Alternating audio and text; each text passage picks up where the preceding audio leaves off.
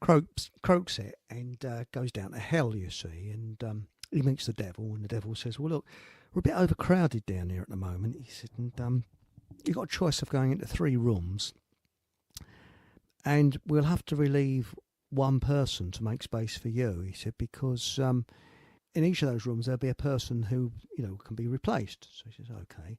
So he looks in the first room, and there's Margaret Thatcher whipping Tony Blair. And he says, no, I don't fancy that. Then he looks into the second room, and there's Obama and Michael, his wife, having it away. And he thinks, no, I don't fancy getting one up the backside by Michael. So he then goes into the third room, and there's Monica Lewinsky with Bill Clinton, and she's on top of Bill Clinton, really. And you think, and Trump says, oh, blimey. He says, yes, I'll have some of that. He says, yeah. He says, I'll go into that room. So the devil says, Monica, okay, you're relieved. You can go to heaven.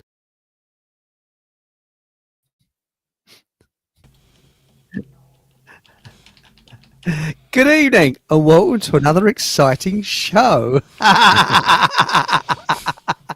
Yes, and we'll be talking we've got some exciting things coming along. We've got Paul English. Good evening, Paul, and welcome to the show. Good evening, Eric, and good evening to all the Fockham Hall faithful listeners. Hi. And we probably had a bot on the show last night because there was something, I won't mention its name, but it was typing faster than any human being can do, and it wasn't making much sense. So it was really weird. It's sitting there, and it was sort of, and I'm wondering whether it was a government bot or something, but it was actually in the chat. So I left it there. What name did it have? Did it have a name? It had a name. I better not repeat it, but both Steve and I couldn't repeat the name because we found it difficult to pronounce it. It was a really complicated name, but yes, I think that people that were watching the show last night on Rumble will tumble who it was, and they'll probably put it in chat. But anyway, we got a night. We're going to talk first of all about the Battle of the Beanfield. Have you ever heard of that, Paul? Battle of the Beanfield? I think I sort of think I must have heard about it, and then I don't think I have. So I'm looking forward to hearing what you have to say.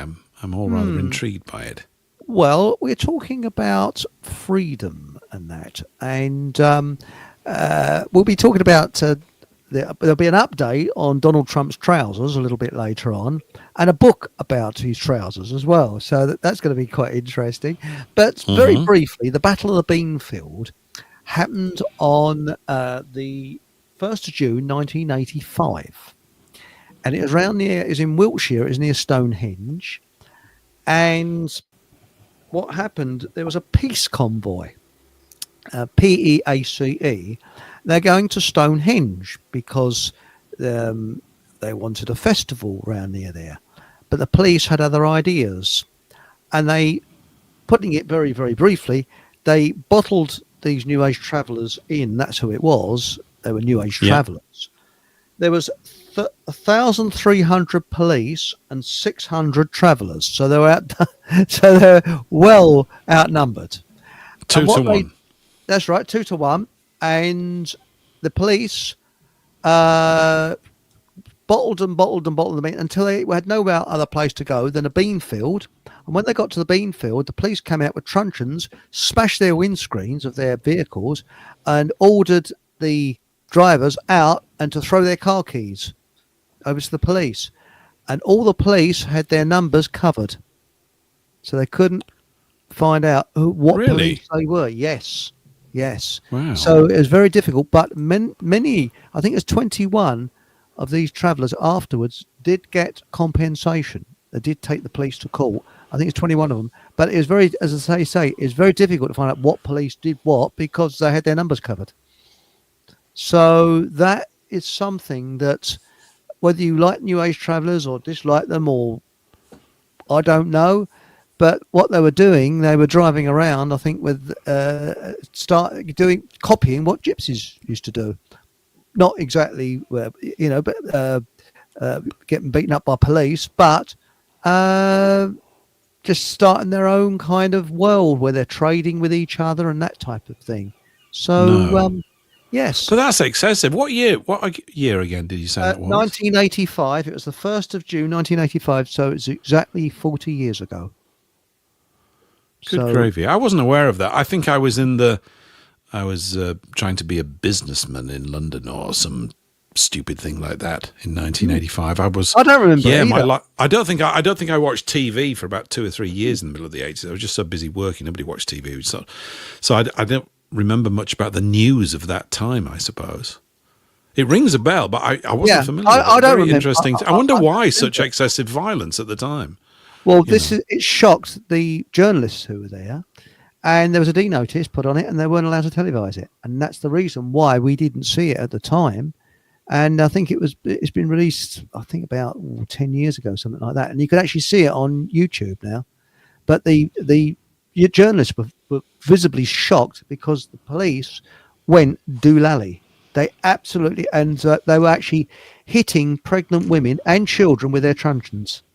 They're going in really heavy-handed and seem to be getting a lot of pleasure out of it as well. So something that was what Well, it's 40 nice to years know ago. how. It's nice to know that we live in a free and democratic country, though, isn't it, Eric? That's Isn't it reassuring, isn't it? lovely? It's It nice, isn't it? certainly is. Lovely. Yes, Yep. yes. And last night we were talking about gypsies, and this show is sort of following on from that because they were the totally free people. I'm talking about real gypsies, not didikoys and pikeys. They're something different. Um, Right. the real gypsies, I thought pikey was just a sort of term of opprobrium, as it were, for gypsies, a sort of, a way to give them a sort of label that they well, it come down the was pike. But they're different, are they? Are they now sort of thought of as very different, different. distinct classes or types of people? Are they? Well, I won't go into it too deeply, but last night I covered it, and what happened is uh, Romany gypsies, English ones, have been here for generations. They originally came from India, and they had their own language, which was Romany. And they used to come round the doors in springtime selling dolly pegs, which, I explained what dolly pegs were, and all other things which I can't remember. I mean, this was before I started infant school. I was very, very young, one of my earliest memories. And they used to read people's palms, I think, do, fortune telling. And the people knew them on first name terms where I lived. Hello, what's name? Hello, how's your family? And they were just part of the community. They'd come around and they'd sell their produce and that, and then they'd go away, and you wouldn't see them for another year. And what happened is, in 1966, the Labour government declared war on the Romany Gypsies, and at that time, suddenly another group of so-called gypsies arrived on the scene with cars and vehicles and things who didn't speak Romany, and they turned the countryside into a tip. And those people are still prancing around, turning the countryside into a tip. But the true Romanies, everywhere they went, because they used to park on common land, not private land, they were moved on by the police. And in some areas in Yorkshire, I know for a fact that the locals liked the Romanies so much they stood side by side with the Romanies, defending them and telling the police to clear off. And there was pitched battles. Now, but that was part of their lifestyle. They were forced into static caravan parks where they are still today. But these other ones, these ones that I say I don't think they speak Romany, and they're a very, very different breed. They suddenly appeared on the scene at that time, which is very, very strange. And so that the government had an excuse to say, look at these people littering the place up, and they're turning the place filthy, and they're robbing, they're stealing, they're blah, blah, blah, blah, blah, blah, blah, all the propaganda. But the true Romanies, all right, there's always bad apples in every community, but they weren't like that. They were generally liked until the 60s. So that's a little bit of potted history. So over to you, Paul. Did you have any Romanies coming round your doors when you was a kid? Paul? Hello? You still there? Cooey. Yeah, sorry, something just slipped there. I think it was my big, fat, thick, stupid fingers. Did you have them come around the doors? I don't know. I remember Rag and Bone Men. I don't remember there really being a distinct thing about that. I know that we'd be driving around every now and again, and my dad might grumble a bit and go, bloody gypsies, or something like this. But I don't know exactly who he was talking about. They were always viewed as slightly distinct. And maybe we were just well trained, as little citizens in our houses and huts to think of that. I mean, or to think of them in a negative way. It was interesting, the whole idea of freedom on the land is actually really odd to those of us that have never had it, don't you think? That's right. I mean, it's weird. That's right. And also, they didn't have a birth certificate, so they can still drive their vehicles around without tax, MOT, or license. And the police can't do anything about it because they haven't got a birth certificate. Now, that's interesting, isn't it? And I know somebody it is. that tried to reverse the registration of their birth certificate. Robert Newman, before he died, tried to do that so that he could just, because then you could drive a vehicle and you don't have to worry. They can't arrest you because you're not breaking the law, because you're not registered.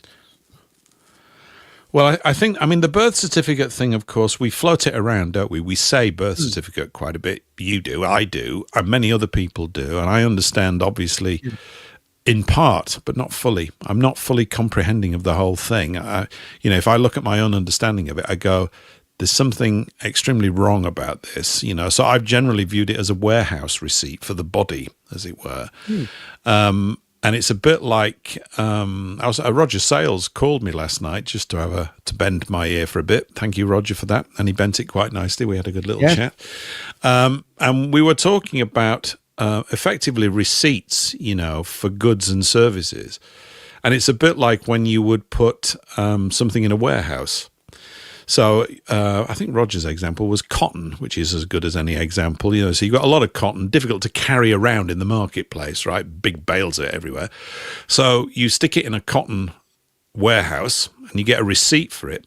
And then you go around and sell the receipt, don't you? The piece of paper that's the claim, as it were, or that is proof of the existence. And then you've got a whole proving system to make sure that these pieces of paper are accurate. It's the paper itself that's sold. No one needs necessarily. Somebody might buy it and find another buyer before they even go and pick the cotton up. But the gist of it is, I've slightly got off the beaten track with that comment, which was stupid of me. The gist of it is that the paper itself is the thing. The paper itself is the thing. And so I think this is how they operate with regards to birth certificates. The birth certificate itself is the thing. It's interesting because at the moment I had to get one. I've got my original birth certificate somewhere in this not so massive house, but good grief, I can't find it. I know it's in here. And so I thought, how do I get one? And I think I went on to wherever it is, some government department site, and said, can I get one? They went, sure. And they they took all my details, which are completely accurate. I've paid them. It's still not turned up. I'm getting slightly peeved, not too peeved. I'll probably be pretty peeved this time next week if it doesn't rock up, because I was told about 2.5 to 3 weeks, and we're kind of outside of that window. So I'm getting slightly anxious. It wasn't very expensive, really, but I want to look at it. I need it for provenance purposes anyway. There's another sort of third party needs it. I've never needed to provide it in my life, but I'm just tidying up lots of affairs here, and I need birth certificates and a few other bits and bobs. And I had everything apart from that. So the more you look at them and the more you hear this discussion about them, the more gripping it becomes, because I think this thing about our status, the way that we are, our state, as it were, in law, the way that the supposed law views us, this birth certificate stuff is a key part of the whole process. I don't think it's the entire thing, but it must be. It absolutely is a key thing. And I think I'd mentioned, years ago when I was with the chap that was teaching me about, or basically it wasn't sort of teaching me, we were just in this permanent conversation for 2 years about banking. there was, and this was out in Essex. This was in your neck of the woods. Well, it was over that way. I think it's towards Seven Kings. I don't know whether Seven Kings is in Essex, but it's certainly on the east side of London. Just about, yeah. It's London, Seven Kings. It's Ilford. I'm sorry, you've got to say Ilford is Ilford. So you're saying it wrong. You see, you're like, it's Ilford. You've got to do that every You need time. the snook at the end, do you? Yes, you do need that. Yes. Hello, Mr. Ilford. I didn't know. Yes, that's all part of saying Ilford. And anybody from Ilford, they're probably switching off immediately. So, cheeky sod. Yeah. Well, sorry, okay. hang on, Ilford. No, hang on. It'll be cheeky sod. That's sorry. I'm just doing Ilford-esque. It's getting quite worrying. I think. But yeah, we went past one of these hideous sort of, architecturally null and void buildings, just a shed, basically, a large sort of concrete government shed. It was horrible. You know what they're like. They're like military bases, some of these things. They're just... And he pointed out to me that this was a collection centre for birth certificates. And then he asked me if I knew what happened to birth certificates. And this is 1995. So there's a long time ago. It's 30 years back. I can't believe I get to say sentences like that. It's always a shock to me. I've just said something and I wasn't even young then. I was in my sort of mid-30s. And he explained to me that they were gathered up, sent off to the Treasury effectively, and the Treasury then borrow money at interest from a private bank and use the baby's life as collateral for the loan. Big mouthful, that, isn't it? But I remember, and it might be slightly more...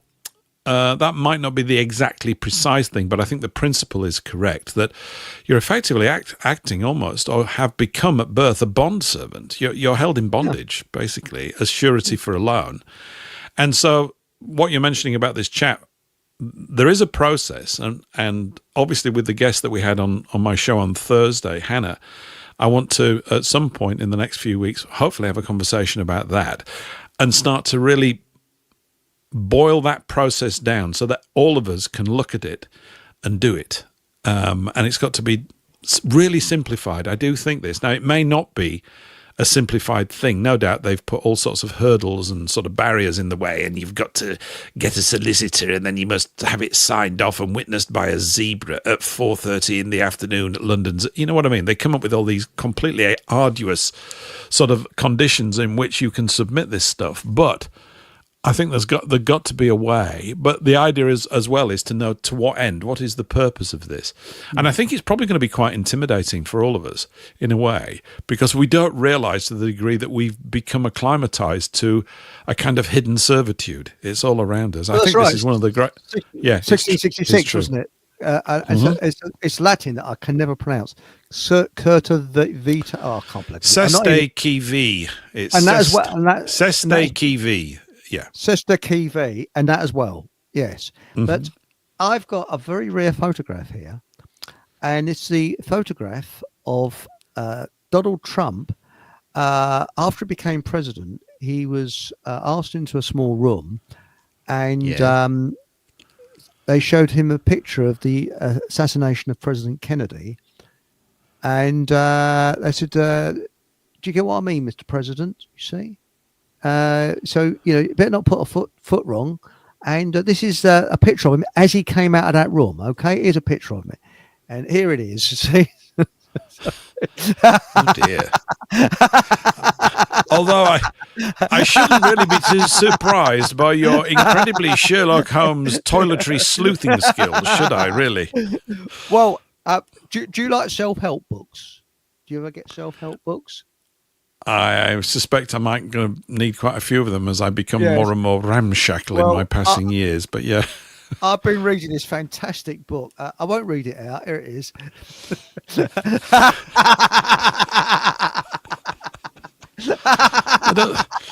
Why can't you read that out? All right, then. How to Cure Constipation by Having a Crap. So there we go. That's a very good book, The first name Avin, Avin, surname Akrap. Yeah, Acrap. Avin Akrap. Okay, gotcha. But actually, today, I'm still getting over the shock. I had a terrible shock. You can see it on my face, shaking like anything. You look reasonably shocked, yes. You do. Well, you look slightly, a bit of a worrying frown. A big white elephant, a big white envelope came through my letterbox, boom, onto the mat. Evidence, Exhibit A, And I thought, Oh, what a pray, lovely what envelope is that is. Nice and square or rectangular. What a nice envelope it is. And then I opened it, and it was one of these catalogues with very expensive goods that you can buy on a market stall for a fraction of the price. Like a device for scratching the back of your head and things like that. See, so Is there one of those? probably, yes. I mean, I actually bought some knives from them, and I wanted some kitchen knives. So I bought some kitchen knives, and ever since I've got this bloody thing through the post. You see, and inside there's loads and loads of leaflets. See, and I couldn't believe my eyes, because who's on one of those leaflets? I don't know if that's. That's it. Just pull it back a bit. Well, I can see a human being, but I can't make out who it is. But he's got his arms crossed. Dr. Hilary Jones promoting showers. Is he? There he is. Yes. So now, how would anybody want to Hillary? And he says GP and health advisor. So you've got to be bleeding stupid to want to buy a shower with him saying it's bloody good, haven't you? And then not only that, there's another one. Here he is. Hang on. It's funny, the focus on your camera. It does strange things, doesn't it? Hang on a moment. Hang on a memento. Look at me. I've turned into a cameraman now. I can't get into the world of video. It's far too optical for me. Right, there we go. No. I've got the press the wrong button here. Just bear with me a few seconds. What's happening? God, they're a vulgar lot, aren't they? Your lot in the chat, Eric. They certainly are. I'm trying. Are they vulgar? Look at Tinkle Tink says, "Do they sell ball scratchers?" Although, Eric, if they do, I wouldn't mind the email address for that. Right, let's see if I can do something here. No, I don't know what the bastards are turning off. I can't edit my background like I used to. I don't know what they've done, but anyway, I can't. There's nothing worse. There's nothing worse when you can't edit your background, is there? I know. I can't. Oh, but anyway, doctor, I can't edit my background. Yeah. And there's a Don't picture worry. of Hilary Jones saying, Yes. "You're invited. I'm inviting you to get your hearing checked for free at Hidden Hearing. Dr. Hilary Jones." I wouldn't do anything he bleeding says. I mean, No. I mean, it's more Trust me, I'm a doctor, Yes, as they say. Yes. and you might as well have a picture of Stalin there and say, "Yes, why not go to a cemetery today? And you might find a large hole there with people with machine guns. You're invited." I mean, Has he been completely booted off TV, Dr. Hillary? Did he get booted off, or is he still sort of making 200 grand a year for whatever he's doing or something? he's earning a lot of dosh, and it's so bad it's made me sneeze. No, it hasn't. No, it's. Well, I know. I earn loads of dosh as well. I know you do. It's great, isn't it? It's great earning. Money. I love earning tons of money, don't you, Eric? It's fantastic, isn't it? I don't know what to do with it. But it's brilliant. Well, you can print off. You go to Fock'em channel, and you can print off money. So if you're a bit short of it, you can get some fock bobs, which you can buy. That's the way we solve the economic crisis. That's it. Just print it off. Is what the government does, isn't it? They just print money off, and that's it. And the whole of the British economy is moving over to the fock bob as the basis of its currency for the next 3 months. Fock bobs. Have you got yours, madam? Here. No. That's what's needed. But now the thing is, I don't want to build up too much excitement, but here is, the Fock'em Wonder Pencil. So I wonder how I can sort of give these away. Fock'em Wonder Pencil, and you can, and not only that. You know what you should do with the pencil? You know when those guys. You know the guys that, not that I've actually seen any of these guys in, the people that come up to you in modern British culture, carnies and that, and go, "Here, want to buy a wristwatch?" And they drape it over their forearm to make it look enticing. Yeah. That's what you need to do with the pencil. You need to present it against your sleeve. And so you've got to come up with some sort of visual presentation skills so people go, "That's just the pencil I've been looking for." Yeah. Yeah, there you go. It's got a certain sort of clumsy charm to it, Eric. I quite like that. Yes, fall in love with A fuck 'em all wonder pencil. You know. 101 uses, although one use is particularly important. Yeah. Mrs. Smith said, "It saved our marriage."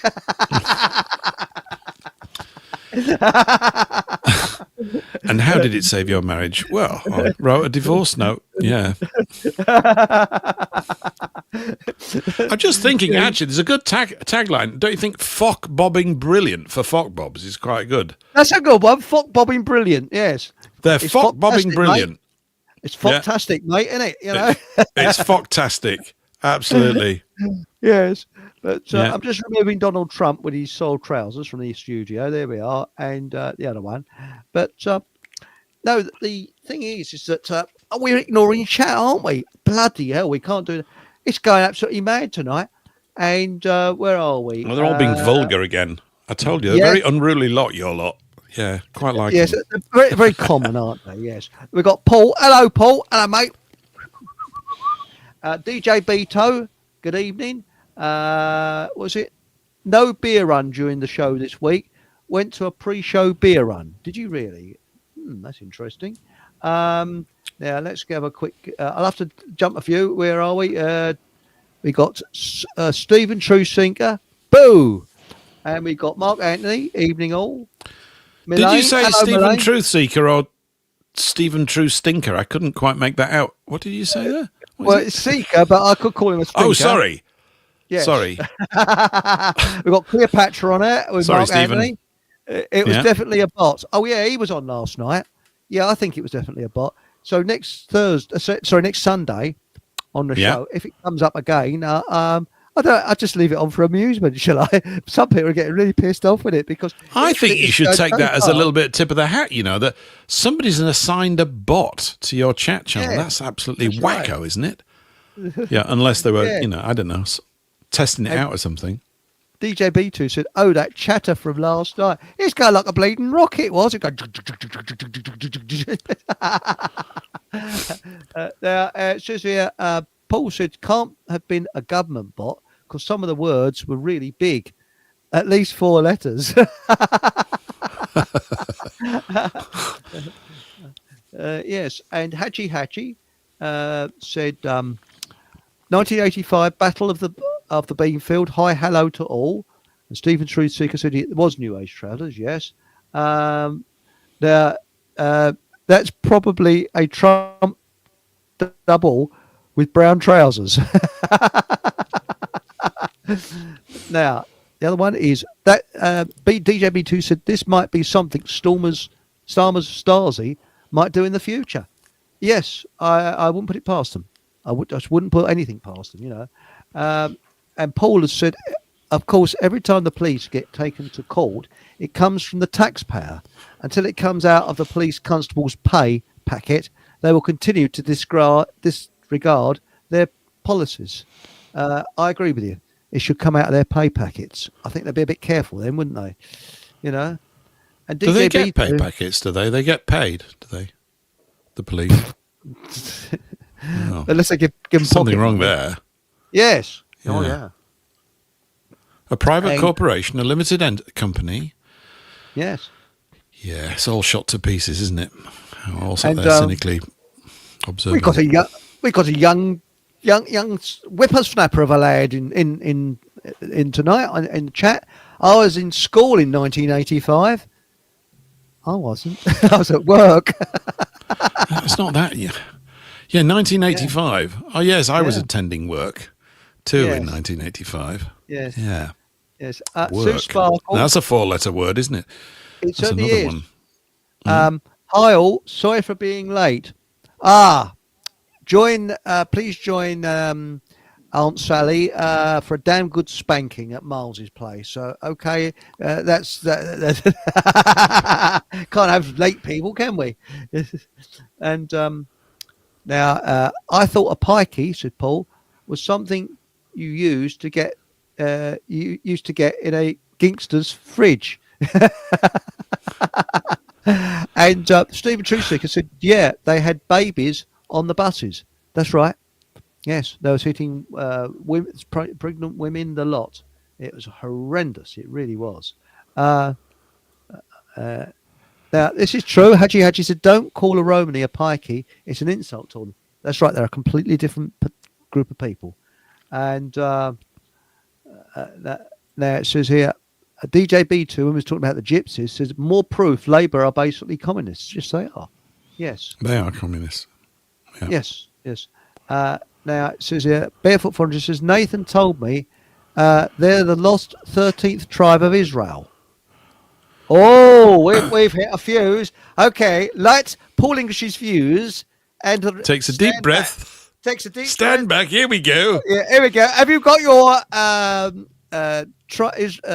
True Israelites trousers? Are you wearing them tonight? I do hope so. I think you are. I'm just wearing my standard Monday night broadcasting shorts, actually. I haven't got the full length grown up trousers on tonight. I usually put. It takes a long time before the trousers. There may be something in that, but it's not. I wouldn't say that that's specifically true. Not as far as I understand it. But then I don't really worry too much about who's who. I mean, with all this kind of stuff, there's a general pattern that I hold to as being true. This is me. I know other people are questioning it. I guess it depends how far you want to tunnel into all the details. And if you think it's worthwhile to keep doing that, then obviously as an individual will. I kind of stop after a while and go, right, I'm fine with that at this point. Now I need to go over here and look at, the history of staplers or something like that that I need to add into the mix. But there might be a possibility of it. I mean, what are Romanies? Do they come from Romania? Is that where the name comes from? Well, I actually thought they were from India. And they went along. Is that right? I think, yes. I think they originate from India because their language is linked to an Indian language, I believe. If there's a gypsy listening in, I don't wish to insult you people. Please put me right. But that's what I believe. Well, if you think about the gypsies and the Romanies, and these travellers, they're more of a benefit to the country than the government is. Correct. Because they're not trying to destroy the entire culture. People might say, we know the typical thing, they're a bit of a nuisance, or they make a mess or whatever. I don't know. I'm sure sometimes they make a mess and sometimes they don't, a bit like all of us. And maybe there's truth in all of these sort of stereotypes that build up. Generally, they tend to build up because there is a little bit of truth in them and often quite a bit. But they're not actually pretending to help us whilst destroying our way of life, are they? Correct. They were no. So who's the bigger menace? The government or gypsies? The government is, by a long way. In Yorkshire and places like that, and I believe they went throughout the country, they would actually chop wood for the elderly. And I spoke to a lady who said that her mother, regular as clockwork, they'd come along, knock on her door, and she used to cook a meal for them. And they would chop the wood, they'd have a meal, and they used to have chat about their families and that. And they were very, very friendly. No thought of theft or anything like that. They were respected. And they would do little odd jobs for people and things like that. And it was all cash in hand. Well, all it was, that was, this one was talked about in the 1930s and 40s. And I think that that could be part of the party that could never be elected. I wonder whether that could be on part of the manifesto to allow Romani gypsies to roam like they used to and bring back their culture. Why not? Why not? Why not? Because their ancestry goes back thousands of years in this country. So, but also, I think that if you look at everything that's happening, it's always about restriction, isn't it? Every single thing is about restriction, reduction of choice, reduction of movement. I think in Black's Law Dictionary, well, I know this because Roger's brought it up many times. What is the definition of freedom? And it's one word. The definition it's locomotion. How about that? Isn't that interesting? Yes, that's right. The ability for you to go where you want to go unhindered. Your ability to move, just to move. To travel. And everything. I mean, yeah, absolutely. Yeah. Because and then we get down to who owns the land. And what do we mean when we use the word own? And then what does that mean? So it's all about being bossed around by people that say, this is my land and you get off it now. And to some degree, I guess we all need that, certainly for your home. I mean, all of the roots of law are based on where you stand. You have to stand, don't you? You're stood up, Well, not right now. You're sat down in a comfy chair. But after that, at some point, you might be stood up. You've got to stand somewhere. You're going to be somewhere on the face of the globe. I mean, sorry, the flat earth. I mean the inverted earth. I mean No, the square Earth. Square. octahedral, Square. non-spinning. Yes, Yeah, because whatever it may be. Michael Benteen, he was right. Sorry, I didn't mean Mhm. to talk across you there. It's a square Earth because Michael Benteen was right. It's square. Was he? Yeah. Yeah, he Funny fall man. off the edge. Odd Yes. man, Benteen, wasn't he? Very odd. He was. Very odd fellow. Yes. Yeah. But, I saw an earlier one as well regarding your flag. oh, Who yeah. was that one Bloomers. from? Is that what it is? Oh, I don't know. Yeah, about pair of that. bloomers. I think you're probably going to need an assortment of them.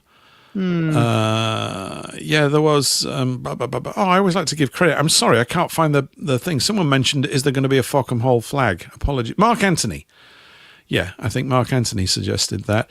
Didn't I send you, or maybe even Mark Anthony sent it in? Someone did an AI image of Fockham Hall. Do you remember it, Eric? A few months back.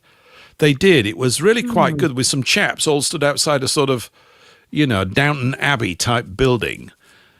Seem to recollect something like that. Yes. Yeah. Well, thank you very much. I can't fully remember it, but so that's interesting. 13th tribe of Israel.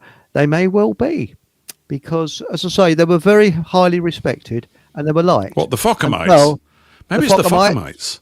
That's the Fockhamites. Yes, the true Israelites, and no, actually, Gypsies always well liked until the 1960s when the shit came along, and who are completely different to them. So that's it. Right. They all got branded as one, and end of story, sort of thing, But now regarding that bot last night, somebody DJ B2 said probably a Mossad infiltrator. Laugh out loud. Could be.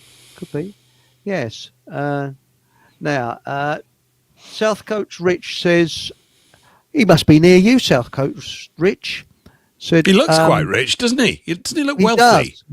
He You does. look very rich, South Coast Rich. Of course, I'm on the South Coast. I'm pretty rich as well, Eric. And I know you're quite wealthy, aren't you? Well, I've got my with all font the- bobs, and Yeah. also I've also got a special fake awake mug, which is going out of focus. Here we go, fake awake. So, What's in it?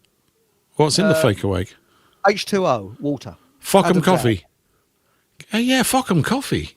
There Yeah. you go. There's a thing. Got to get a Fockham coffee brand. Everybody would be drinking a... Fog coffee, Yeah.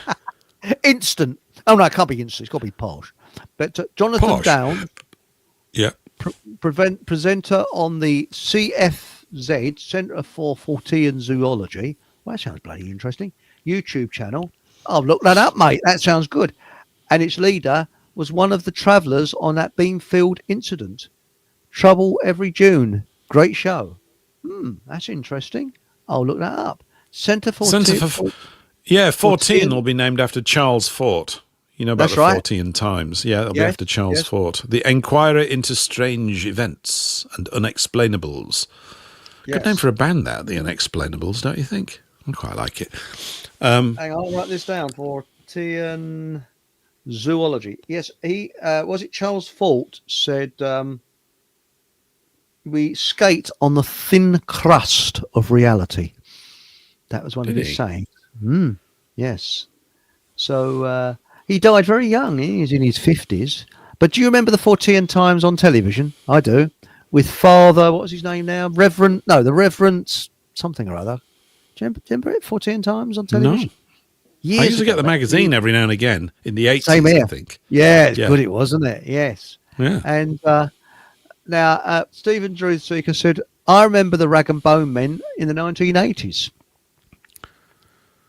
Yes, Yeah.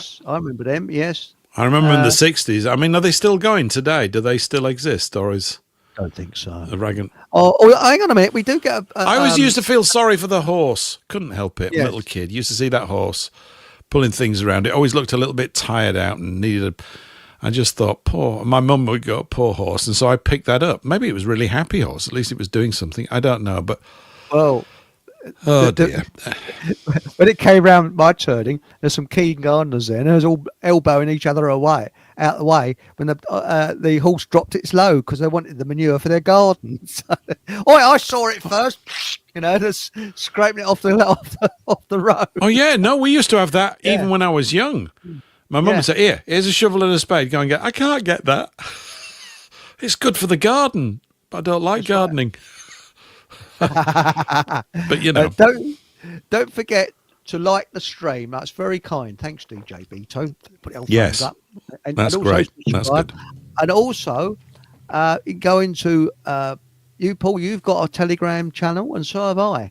And I do some monologues. So, and I think you do some monologues as well, don't you? On You do. there? You've been sending some good Thank little you. audio clips and comments into my channel recently, which I think they're great. I mean, I'd love to be able to sort of capture those and play them in the show, not just yours, but anybody's if they've got Yeah. them.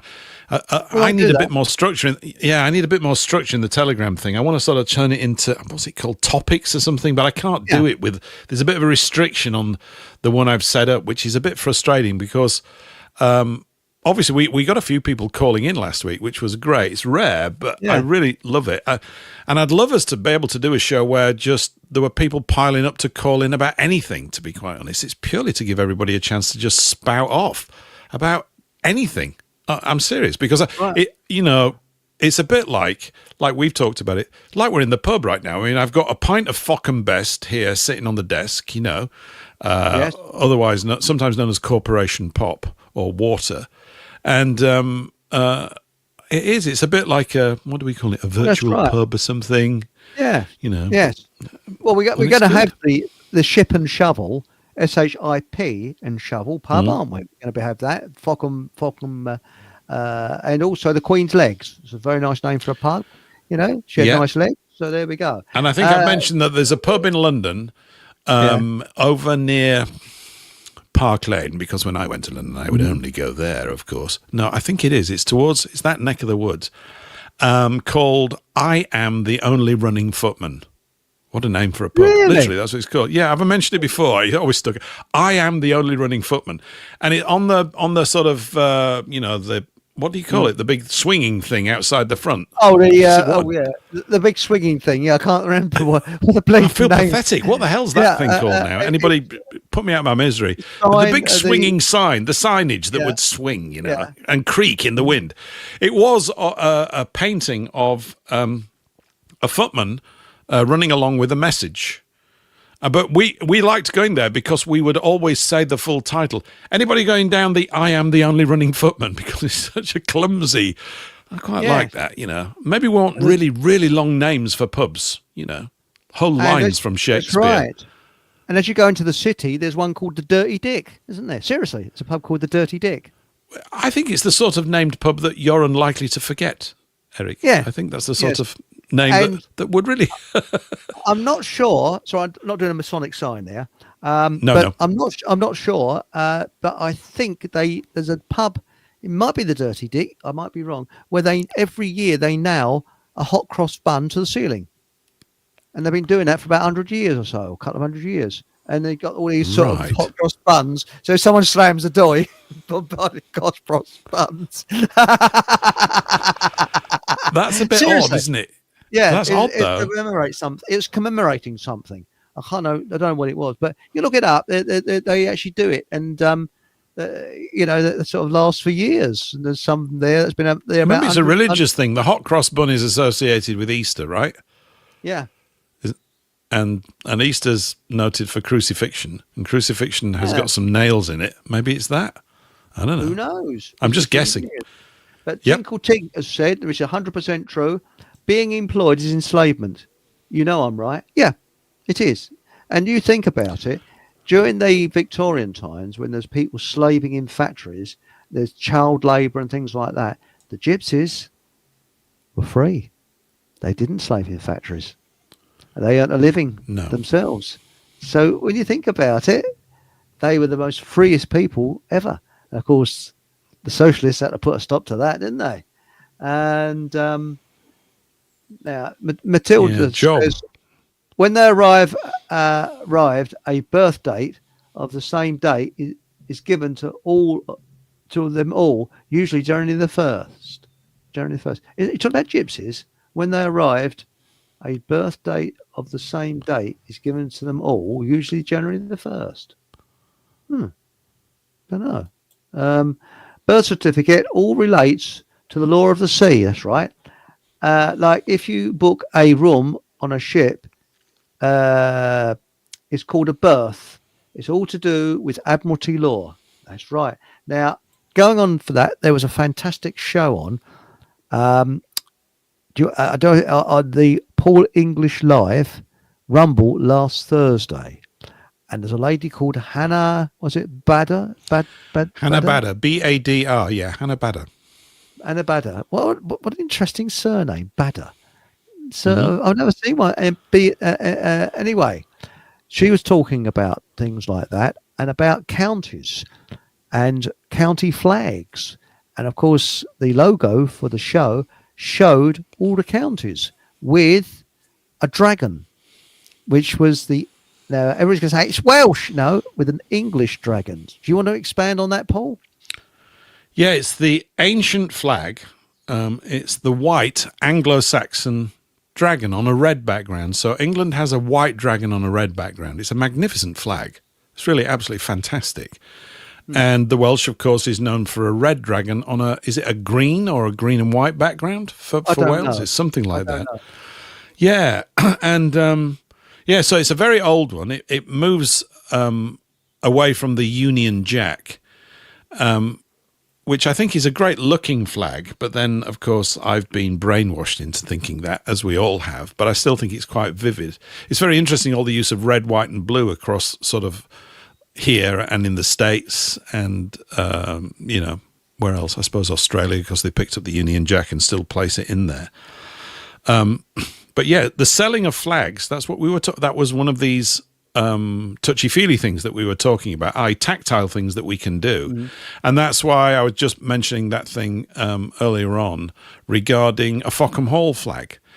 I've been looking into it. I'm actually working on it. Anybody can work it. You can go and buy these flags now, but I think we need to build an emporium, a store for all of those things. In fact, Hannah was talking about that, and we need to get geared up with it because I think it could be just useful. I know it will immediately be demonized by the local press, vicious, extreme right-wing Nazis, to which your response is, yes, and your point is what exactly, Dumbo?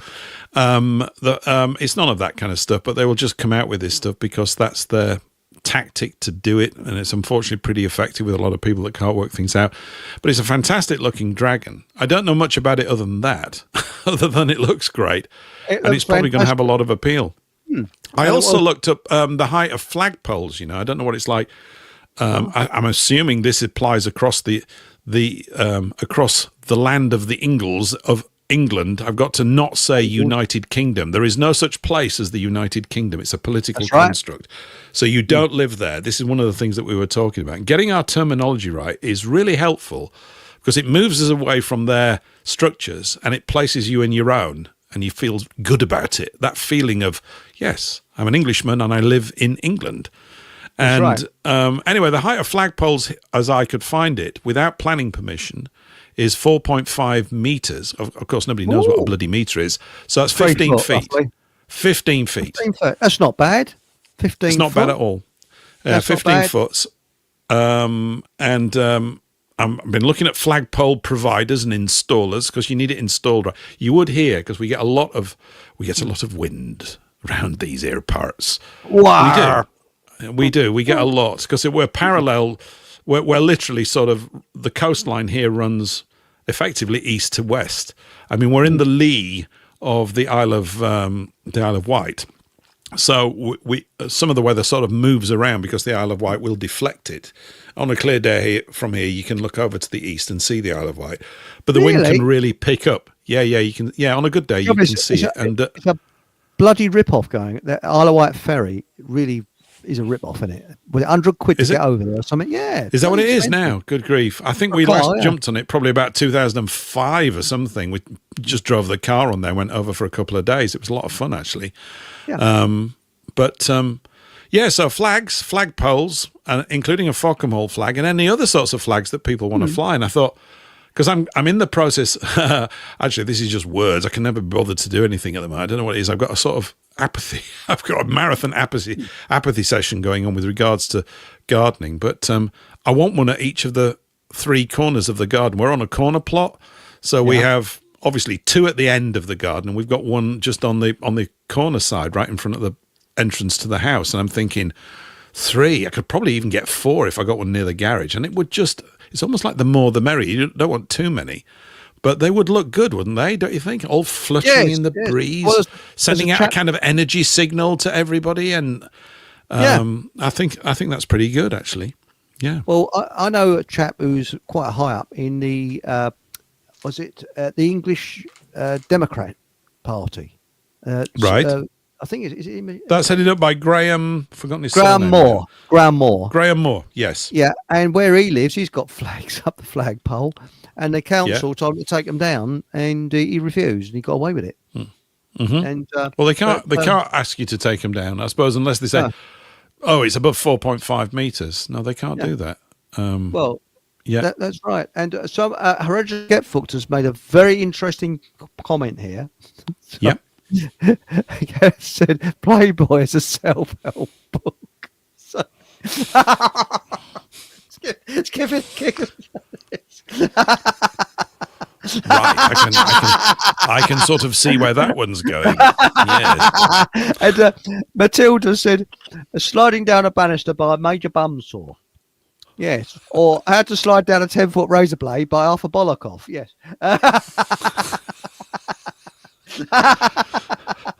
I dread to think what's also in your head, Eric. There must be just absolutely labyrinthine caverns of this stuff. It's just never ending. Well, when you've been brought up with 3 uncles that were comedians, you just sort of you just refurbish all the stuff. It's in the genes, isn't it? It's in your genes. I understand. It's, now, as hang on. We talked about Hillary Jones earlier, and Baby with a Laser said, wasn't he the guy who told us to wear a mask while swimming in the sea? Yes, I think it was. Oh, he's good then. Genius. Hilarious Jones wasn't a doctor. Oh, he's yeah. Well, yes. Now what we got? Paul says, "Fuck Bobs and fuck 'em all wonder pencils." Yes. Now it says you need to get Hillary Jones to start on your catalogue for the fuck 'em all wonder pencil on all its uses. Yes, I'd like to stick a wonder pencil up his nose. Now, as is it, Mark Anthony says, "What about a fuck 'em all flag?" Yeah, we could design one, couldn't we? Yes. Mm-hmm. It's like I was saying, I think I just mentioned it, that I think we got a design through from someone had used AI to create one. It was pretty good, actually. It sort of tapped into all of our sort of stereotypes of the mid-20th century, which are good ones, like a butcher and this, that, and the other, all stood in front of Fockham Hall. And why not? Why not? I mean, I think this idea of creating and populating our own world with all the ideas and sort of conventions that we like is good because it provides a home for the heart. And it's very important because you can't find one out there. Everywhere you look, it's just hideous. Everything's just mangled because people are compliant with stupid diktats, unfortunately. Well, that's right. So, it's just rules and rules and rules and rules and regulations. And I never forget, many, many years ago, there was a chap, a Canadian, that came over, and he came from the wilds of Canada, and he wanted to canoe. He canoed up most rivers in the world. He wanted to canoe up the River Thames. So he started off, I think it was London Bridge or somewhere like that, and he's canoeing away, and he said, "I can't believe it. There's signs," and he said, "There's nothing but signs telling you what you can't do. There's no signs that tell you what you can do." And he said, I said, "Look at this," and it was amazing. All he says, keep out, stand there, do this, do that. And it's like that when you go to London. There's signs everywhere telling you what you can't do. But now, Baby with a Laser said, I think gypsies were originally from Egypt. Can't remember. No. Yeah, I've heard that one. As in, if you look at the name, Egypt, GYP, and gypsies. Yes. But is there any gypsies in Egypt now? I don't know. Maybe it's just a thin urban myth. I don't know. It needs to be checked out, that one. I mean, you get a lot of words that coincide. I don't know why gypsies would come from Egypt. No. But I was But told they come from India, so who knows? I know that EastEnders are an offshoot of Gypsies because they had their own sort of language. Well, we had company rhyming slang, but no, it's quite interesting. And DJB2, 100% agree. The government has proven they are the enemy of the common man and woman. I agree with you. And he goes on to say, common as in common law. Yes. And oh bloody hell, they're not, are they? YouTube keeps changing my words. Stephen True Speaker. And I'll tell you another one that they do. You type a message in, the bastards delete it for some unknown reason. I'm sorry about that. Bloody YouTube. At least don't get that on Rumble. Um, Now, let's have a look. I was talking about the Earth, a donut Earth. And by the way, there's going to be a meeting, isn't there, with that lady, Hannah, in London, isn't there? I believe that's coming up Monday of. yeah, Monday, August the 11th. I'll probably big it up a bit more over the next 2 Thursdays. So is that 3 weeks today or 2 weeks today? I can't remember. 2 weeks today. Hang on. 2 weeks today. Now, Fortnight today. are you coming, Paul? You going to? I'm planning to come. I should be booking up my parking space. I think I said it's a bit like planning Really? a military campaign to get into London and park and all that kind of stuff. The last time I drove through that, I got a ticket for going through an area that apparently was a low pollution area that I never even saw the signs for. And this is the stuff that makes you start having fantasies about owning your own battalion of flamethrowers. It's just, I can't abide it. That's why I don't want to be in these spaces. I mean, I just don't want to be in them. And maybe they are making them so utterly arduous to live in. That's the whole purpose of it, really. To shut down the space as vital areas. I mean, there probably is too much traffic in London, I guess. But Never used what are to you going to do about it? But the thing is, I looked it up. It's in Hackney, and apparently Hackney Council. Because I thought, well, perhaps I could drive in, but Yeah. I gave up the idea because it says Hackney Council. If you own a motorbike in Hackney, you got to get a certain some bloody word. If you motorcycle into Hackney, you can't park your motorcycle there. You can get £1,000 fine In Hackney. in Hackney. And they really don't Right. like cars being parked around there. You can't park anywhere. It's impossible in Hackney. So what I'm going to do, the problem I've got is that I'm about 3 miles from the station, and you can't park anywhere near any station. You can park after 6:30, yes, but the thing is, I'd be leaving in the afternoon to get there for 6:30. So that's out there. So I'm thinking. Well, there's some apps, that you can go and use because loads of people have made their private driveways That's right. and available to you. It's an absolutely brilliant system. It's the last gasp of, but you can book sort of weeks in advance and pay like £4 for 5 hours. They're just happy to get extra money. I mean, you just rock up and you have booking slots. So the whole thing I've being seen that, automated, it helps. I mean, it does help. There's no two ways about it. I don't go up to London much. I mean, I've no sort of desire to go back there for now. For years, there's no real reason to go. But I guess I'm also missing out on lots. There's a lot of connectivity. There was. I mean, it was a buzz sort of living and working there in the 80s. I actually loved it. In many ways, because it was, I remember just walking around London for a couple of years, just walked all over the place. A bit like when I used to go on trips to New York. Best way to sort of feel your way around it is just walk and keep walking and go to a different part each I used to time. be much more when you walk, also when you cycle, because Yep. when you're in a car, you're concentrating on the road. Everything else is just a glance. Whereas when you cycle, you're slower and you see. But what I plan to do is use Betsy, the fold-up bike. I call it Betsy, the fold-up bike. I've got a fold-up bike. Yeah. And I found out you're allowed on trains with the fold-up bike. So I was going to cycle down to the station. It's all downhill going, but it's all uphill coming home because it's over an hour's walk. And I thought, sod that, I'm not walking for an hour. And then I'm going to fold Betsy up, go on the train, and apparently from Hackney Wick Station to this place, they say it's 3 minutes walk. It isn't. It's 15 minutes walk. so I'm going to use Betsy to get to the place. That's my Right. plan, and use a fold-up bike, and then Yeah. coming home, I'll have to get some lights and flashy lights and that to put on, because and then I'm going to cycle back from the station, which is about, well, it's an hour's walk, so it should take me less time by bike, because that's the easiest way as I see it.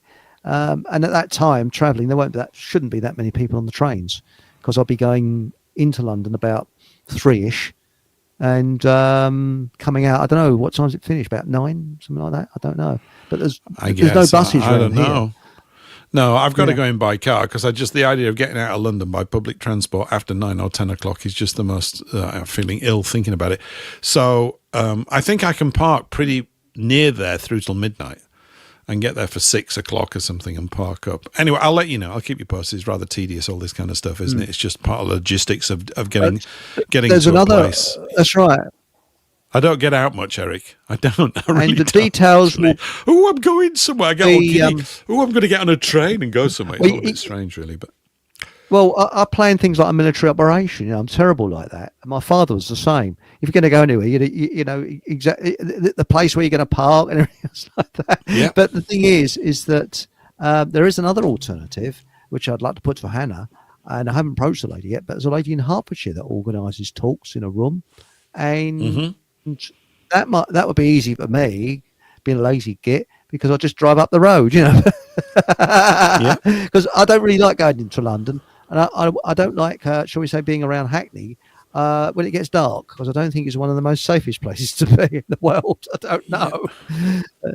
I don't know. Do you know? I guess it's, to some degree, the meetings and presentations. It's not. I'm not against them. I like them, actually, but they're logistically quite a challenge to get to places. I mean, you obviously, when someone says there's a meeting, you go, "Is it on my doorstep?" And you're much more likely to go. But then, if you're really interested in the thing, you will travel quite a while to get there, to just be in the company that you suspect is going to be there, to actually, be part of that sort of thought space and to absorb it. So it can work out pretty well. I guess if there's a critical mass of these sorts of meetings can be built up, then you get a kind of, brush fire type effect. Here I am all Ron hopeful about it. But why not? I think trying to find some sort of action plan for everybody to do simple things. So I suspect putting a flag up will be quite a challenge if you actually want a flagpole. I saw that Paul had written that he knew a flag maker. I'd have to leave it. But his trousers were always at half mast. This guy, the flagpole maker, and I think. Just connection points and bonding with other people, even if it's a bit bumbly at times. It often is. No, that wasn't much of a meeting. But it's often the case, isn't it? You come away and think, "Oh, that was a lot of time for not much." But I think the convenience of sitting on our rear ends and just tuning into this is very compelling. But I like to get out and see people, and I'm not in real life as much as I used to be. Of course, they're closing. Yeah.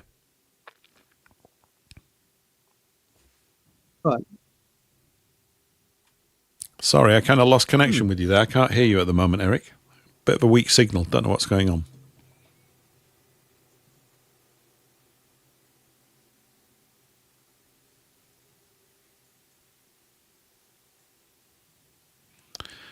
It's all gone quiet at the back.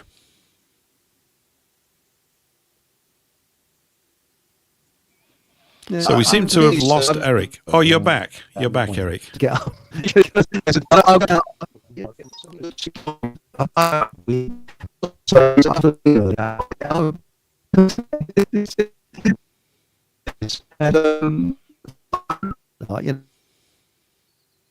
You've turned into a Dalek, Eric.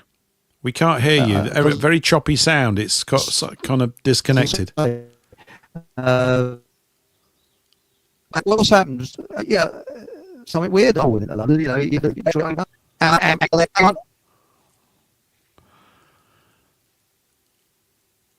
Yeah, Eric, the gremlins have arrived. You might, if you can hear me, maybe if you leave the studio and come back in again. He's done just that. I can see that I'm coming through according to my signals here. I should be going out, everybody. So this used to be the Eric Von Essex show, but it's been overthrown by an internal rebellion by me. Now, Eric's just experienced a few, I think his technical trousers have fallen down. And so he's left. He's currently left the studio. Just to keep you posted, everybody. He's left the studio. I'm still in it. When he re-arrives, we will hopefully hear from him. So he should re-arrive momentarily. Let's just have a look at some of the old scoreboard things. Jojo Guzmo was writing that gypsies come from the Punjab, northwest India, according to Grok. That's useful. I think that's what Eric was suggesting, wasn't it? That they came from India. So there we go. Eric Von Happiness is trying to get back into the studio now. It's looking a bit slow. So it may be that the gremlins have raided the Fockham Hall internet. Eric, are you back? How's that? It's not bad. You might, for audio purpose, you might want to try turning your camera off. I think you've got bandwidth issues, or somebody's giving you bandwidth issues. It's a bit weird. Can you hear me, Paul? Right. Can you hear me, Paul? Yeah. Back? Yeah. I've been connected all the time, according to the meters here. I think I've been going out, but you're hopping in and out. Eric, if you turn your camera off, don't worry about it. You might get better audio. Your audio I'll is very turn the choppy. camera off. Yeah, okay. Right. How's that? Is that better? No, that's improved things, I think, a little bit. Yeah, it's better. It's considerably better. Yeah, Paul? you had an attack of the gremlins there. They were getting into your system, I think. I don't know what's happened because I've got a good signal from my router, and it would appear to be StreamYard has gone tits up. Weird, isn't it? This has happened once before with StreamYard. Are you on Wi-Fi or are you on hard cable? What are you on? I'm on hard cable. I'm cabled into the back of the and I'm looking at the signal. It's a really good signal. So, and it's showing the signal strength though in StreamYard as low. Oh, okay. Well, you're coming across fine now, audio-wise. You're coming across fine. Well, that's great. That's fantastic. I think I don't know. So all these, whether it's my machine or not, I don't know. But at least we're carrying on with the show. That's fantastic. And DJ B2 has said, where are we? Hard cables is the best way. Wi-Fi is easy to pack it. I actually try and turn it off at night.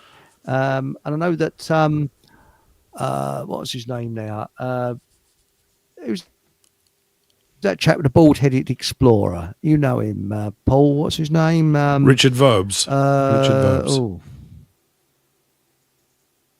Richard Vobes. He turns his hi-fi off apparently at night.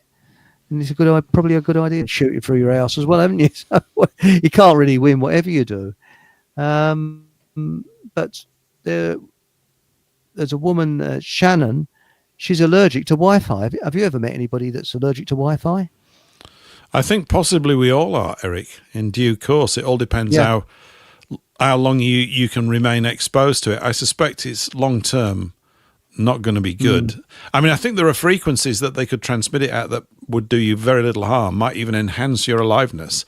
There are other frequencies that will harm it, and no doubt we're at the frequencies that will harm it.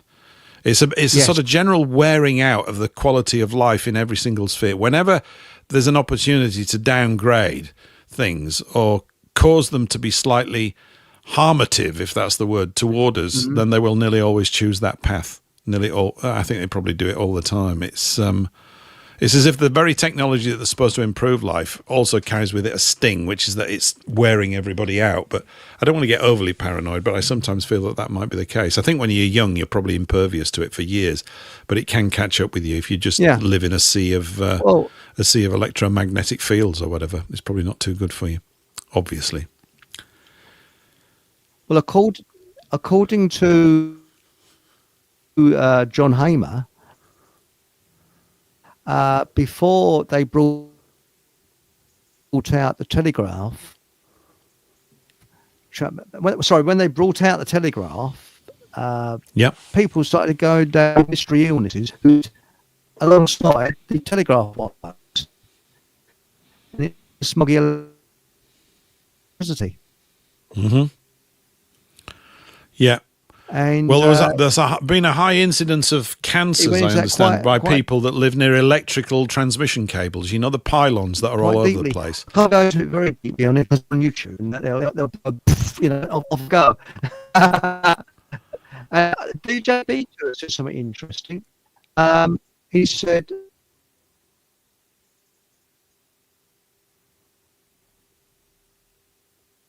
yes. I think Eric said, that's right. You're experiencing issues again. We're experiencing issues at your end again, Eric. It's come back. It's not a lot of overlay.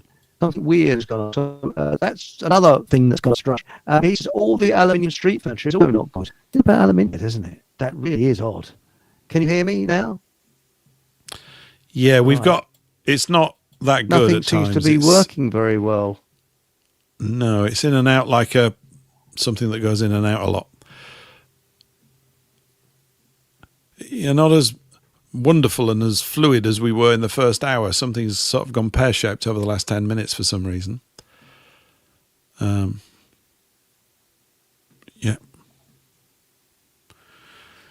So we sit here waiting patiently for the internet to get good, per Eric. So I think we're certainly going out pretty clean, or I'm going out clean, me, over Soapbox, because I'm looking at the audio feed onto Soapbox, and that's fine. Eric's now left the studio again for another pint, and that's all this is about. I think maybe when he comes back, I'll probably suggest that if he's got any other applications that have kicked off on his system, he turns them off. That he probably wouldn't know, but sometimes things can hijack stuff and be a bit of a pain in the old rear end. Anyway, while we're waiting for Eric to... Oh, hang on. He's back again. Hello. I'm back again. And it said, was it site cannot be reached?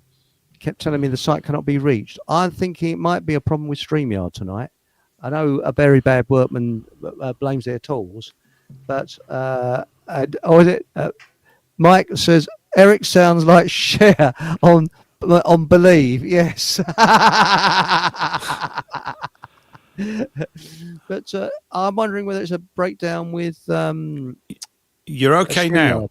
Yeah. You're okay now? Yeah. Yeah. Okay, so you're back. We're in sync. We were getting completely out of sync, so you were hearing my stuff far too late, and I was hearing yours sort of all garbled up and compressed. It's a packet thing. It's holding all your sound back, Eric, and then it's delivering it all in big bursts and then wake up really quick. That kind of stuff. Yes. Yep. You're okay now, though. It's strange. I'm wondering if it's a software problem with StreamYard. Seriously, I'm wondering whether it is. It's very weird. Now it says here, was it Herb Robert Foot Bath? Herb Robert Foot Bath is free, grows everywhere, and great for repairing Wi-Fi damage. Is there a herb called Robert? I've never heard of a herb called Robert. Yeah, are you taking the wee barefoot? I like that. That's really good. Hello, Robert. Robert. Have you got any Robert? Is it really? Herb Robert Foot Bath is free. Grows everywhere and great for repairing Wi-Fi damage. How Barefoot Forager, how do you repair Wi-Fi damage with it then? That's interesting. More information required. I mean, what is Herb Robert Foot Bath? How do you apply it? Do you apply it to your feet? You're saying you put your feet in a Herb Robert Foot Bath and your Wi-Fi improves? I mean, I love the idea of that, but I'm sure I've got that wrong. That must be completely wrong, right? Sounds like an American jazz band, doesn't it? Yes, it's the Herb Robert Orchestra with Foot Bath. Yes. And why is it free? How come it's free? I don't understand. It's an intriguing but slightly puzzling comment all at the same time. Yeah. Yes. It's very interesting, isn't it? Now, what's this? Yum baby with a laser. My boyfriend asked for plum and green gauge cordial. So that's tonight's task. That sounds nice, doesn't it? So was that plum and green gage? Yes, I had some nice plums from my plum tree. I got a miniature one, and also a plum tree. And I don't like plums, though. Really, I love. Really? I mean, well, they have a massive stone, don't they, in the middle? It's pretty big, but I love the word plum. I love plum, it. plum. It's onomatopoeic, isn't it? When you say it, Yeah. it's like you've got one in your mouth. Plum. Plum. And also lots of words that begin with PL I quite like. Like plop. Plop's quite nice. We used to say that a lot at school and find that Plop. hilarious and get hysterical. Yeah, Plop. I've got to go for a plop. Yeah, plop. That's quite a good one. I'll tell you another There one you that go. the little boys used to do when I was at school, and that is there was a footbridge over a dual carriageway. And I hasten to add, I was a good little boy, but they used to go at lunchtime to this footbridge and gob on the cars, and you got 10 out of 10 if you got an open top convertible. Well, that I've never heard of such a dreadful and filthy habit. We used to do it on the trains when the trains would come through, because there used to be this footbridge over the railway track very near where I lived, and then we would all 4 or 5 of us be there. Go, it's coming, and everybody would go and try and cover the poor cab driver's windscreen with spittle. Oh, charming young chaps! Well, it's a bit like an oyster. And when I was a kid, an oyster was, well, yeah, we know what an oyster is, yes, but an oyster was actually when someone spits into the mouthpiece of a telephone. That was called an oyster. So when the Transport for London brought out an oyster card, I just had this image of bloke gets a card, goes spits on it, says, "Yeah, mate." I'm beginning to feel. I'm getting a slightly sort of sickly feeling in my stomach as you're talking about these things. And what you're doing as well is you're sparking off all sorts of memories of slightly sordid and untoward things that we did as young boys. You had to make your own entertainment back then, of course. We didn't have smartphones, but we sure could spit a lot. And spitting was where it was at. And put there was quite a bit of that. 2 pennies on the rails before a train, and after the train came along, the pennies would be welded to the wheels. So I've been told. I've never seen it done, but did you ever hear that? Oh, we did that, but we used to take our Matchbox toys, you know, the little model cars that were made out of metal. We used to put them on because we wanted to flatten them. We just liked the idea of them being quite flat. Yeah, they were quite interesting. Now it's really streamlined, we would say. It's very low and hugging to the ground. So low, in fact, it didn't have any wheels left or anything. I suppose it's just that destructive thing. I remember once when we were very small, we inadvertently set fire to an entire embankment. I don't know how that happened. It's just completely by accident. Warm summer's day, embankment, sun beating down. Somebody must have just slipped and rubbed 2 stones together and whoosh, the whole thing went up. A train stopped and sprayed water onto the embankment, which was quite interesting. Well, it must have been a steam train that did it to spray the water. No, it wasn't. It was this is Paul's realm now. He's getting all giddy out there because we're talking about public transport systems. No, it was just a 4-carriage, you know, whatever they're called, those things, you know, the trains that are completely characterless, that don't have engines, those things. I know what you mean. Yeah, diesel. Yeah, whatever. No, diesel electric. Yeah. Yeah. That's interesting. Now, DJ B2 has said, notice how all the paths to supermarkets have aluminium barriers on the way to the store. He's got something about aluminium or aluminum if you're in America. That's interesting. I'll have to look out for that. I'm not. That doesn't sort of. You might be right. Are all the trolleys aluminium? Are the supermarket trolleys or aluminum? Aluminum. I think they're steel. Well, they're an alloy of some sort because they leave them out and they don't rust, do they? So there's that. No, it must I be. love. You know what? If you'd have told me that we'd have been doing these shows now, we got round to talking about supermarket trolleys, people wouldn't have believed you. You know.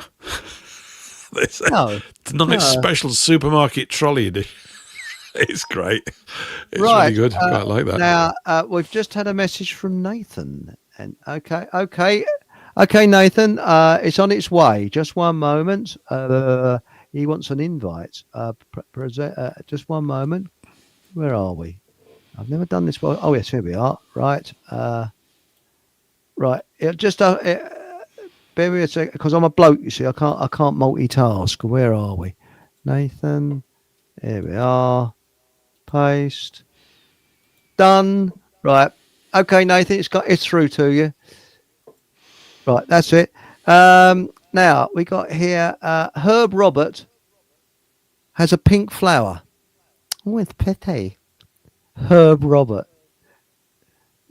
So there's a herb called Robert. Robert. Right? Yes.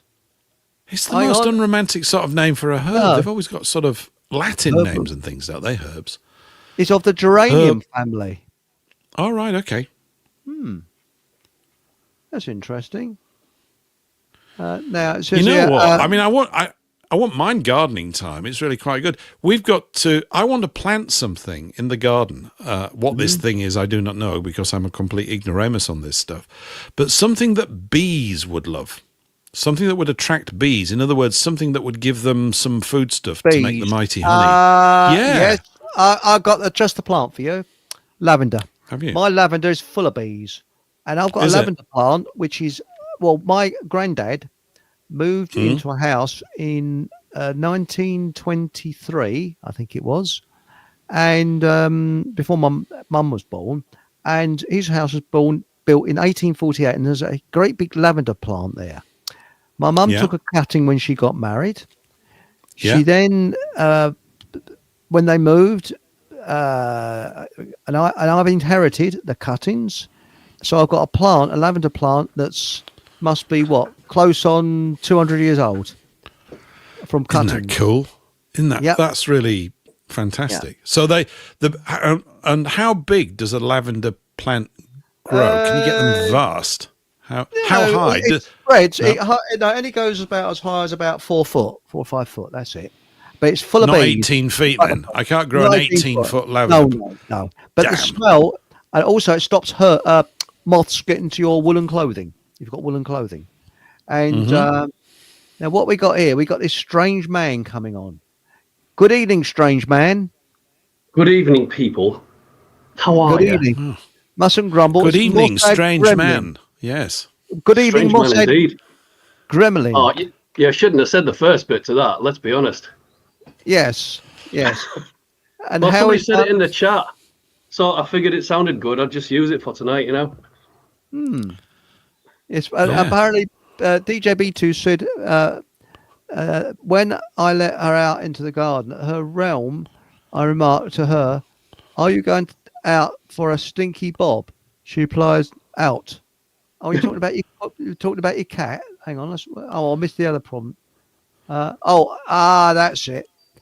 I call my cat poop Stinky Bobs. Oh, and I heard Robert is called Stinky Bob. That's interesting. Stinky Bob. So do you know anything about Stinky Bob, Nathan? Yeah, I do. A little bit. Somebody told me. As far as the radiation thing is concerned, it does seem to work. I was in a car surrounded by lots of frequencies, and the solution to that was to run me a foot bath and, kind of stick my feet in and hopefully deradiate me, if that's even a word. And it seems to have worked because the tingles went away. So I don't know. That's about as much as I can, I'll write it elaborate down. on that. So, by the way, hi to both of you. Sorry, I'll stick the camera on a minute. I'm just kind of doing. That's all right. Before I go on. Well, I think the gremlins are gone. I might chance the camera. So let's have a quick. Oh gosh, it's all getting a bit exciting now. I've got to be honest. Yeah. Well, I mean, obviously, when you left Paul in charge, I'm thinking, he's going to need some. He's going to need a co-host here at some point. So I thought I'd jump on just in case you got booted off by your terrible signal again. And there you go. Here I am. It's a coup, Eric. It's a coup. Me and Nathan planned it. It's a coup. Well, of course, being a gremlin, mate, I just figured I'd come and watch my own handiwork whilst looking ominous. Exactly. Yep, all good stuff. But that's interesting. So where does Stinky Bob reside? Is it in particular areas that you need to look for Stinky Bob? Are you asking me? Yeah, I don't know where you find this herb. I mean, it's Oh, well, supposed to be a wild one. Well, I know where I found it. It was in Devon. How can I? I mean, just basically, shrubland, like near bushes and trees. I don't know. I'm not the expert on this one, so I'm just going. I mean, ask Barefoot Forager. She can definitely answer that. So there you go. Now, Hello, Six Blade. So I've just seen. Six Blade, Steve has said, "Hi Nathan, what's the name of the new book and what shape is it?" Laugh out loud. Well, right. So okay. I'll answer that one briefly because there's about 4 in the works now. We have an exciting new project that's been discussed in the last couple of days. I'm not going to tell you what that one is.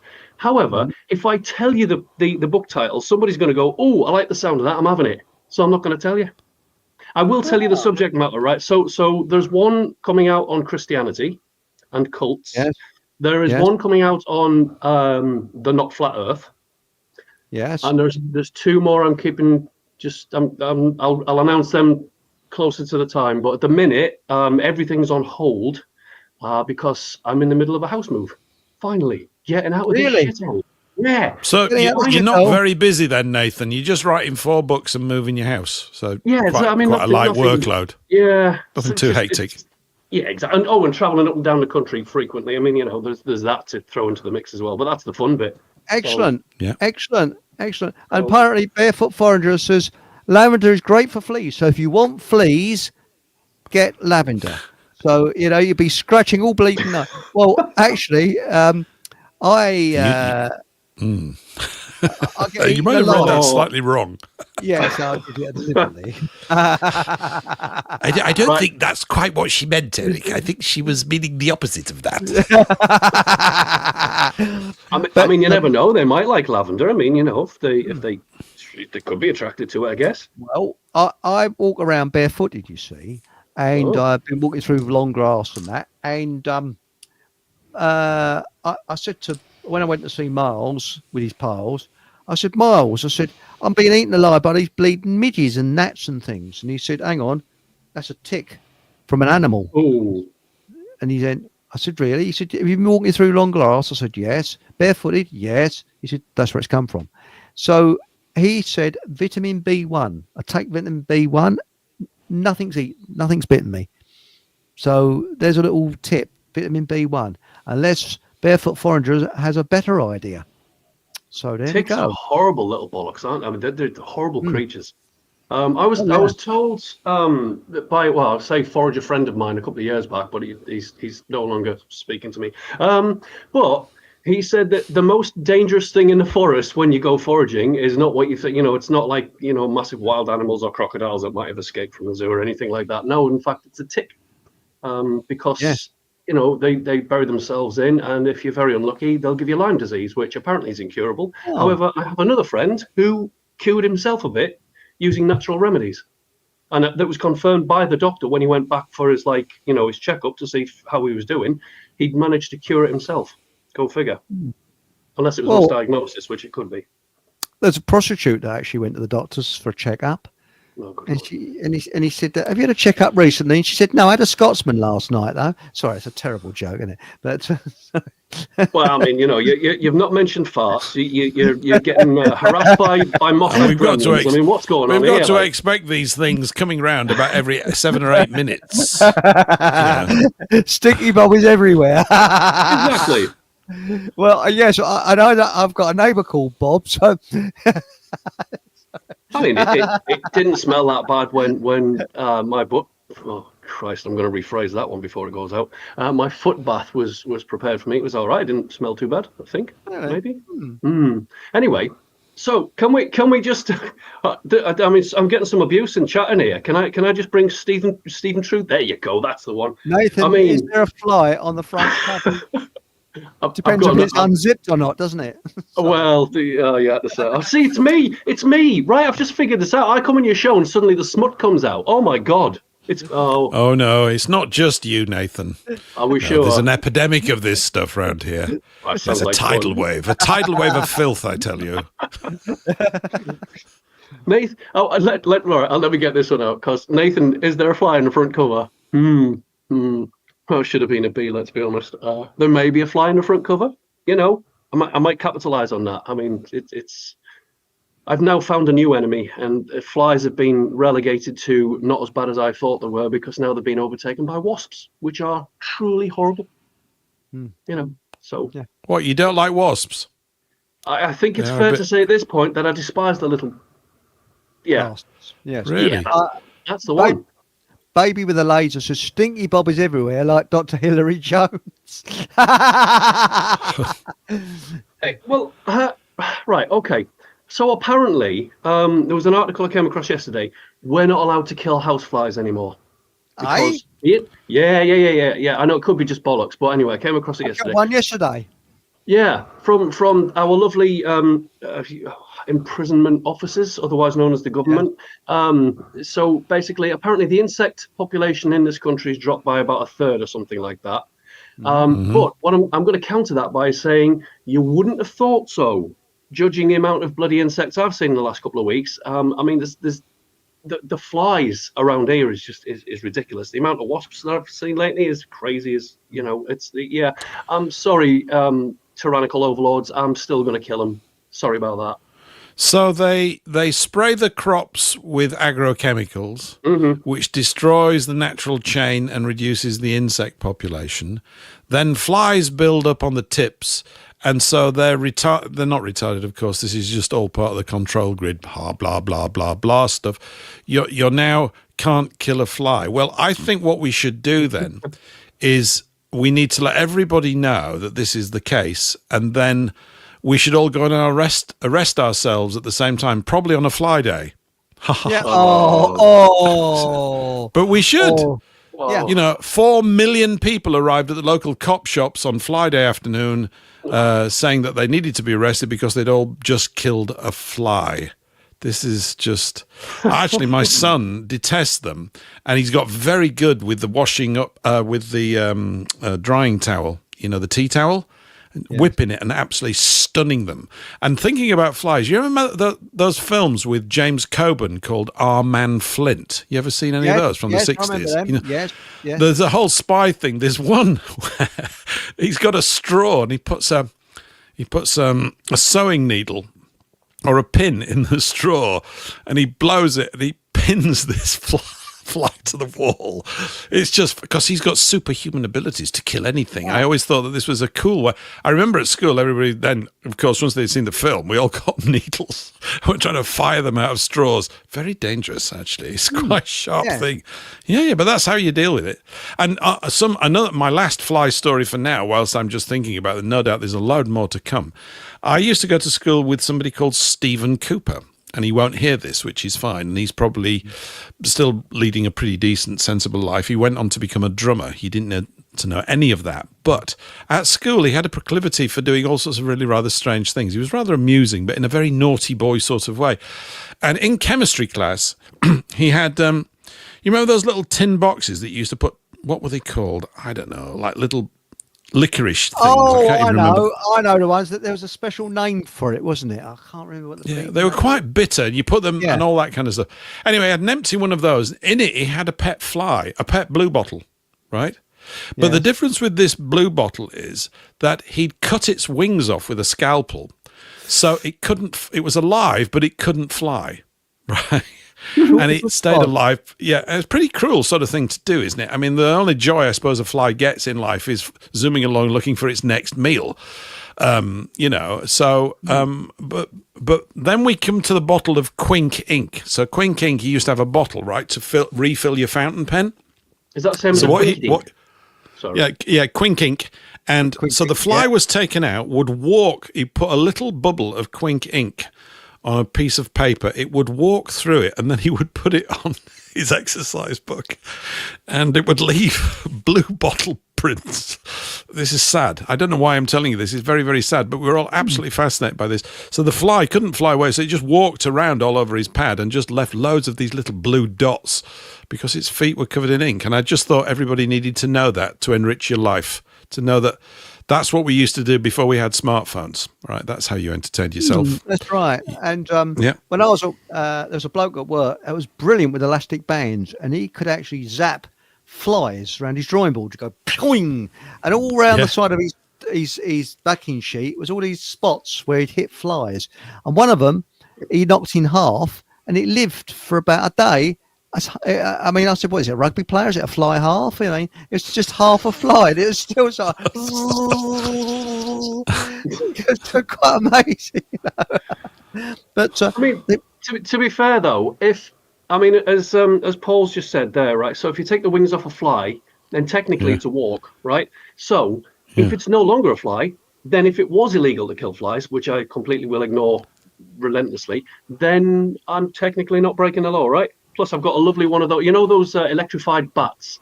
Honestly, get yourself. They're only about £4, and they're amazing fun to chase around flies, and they're great.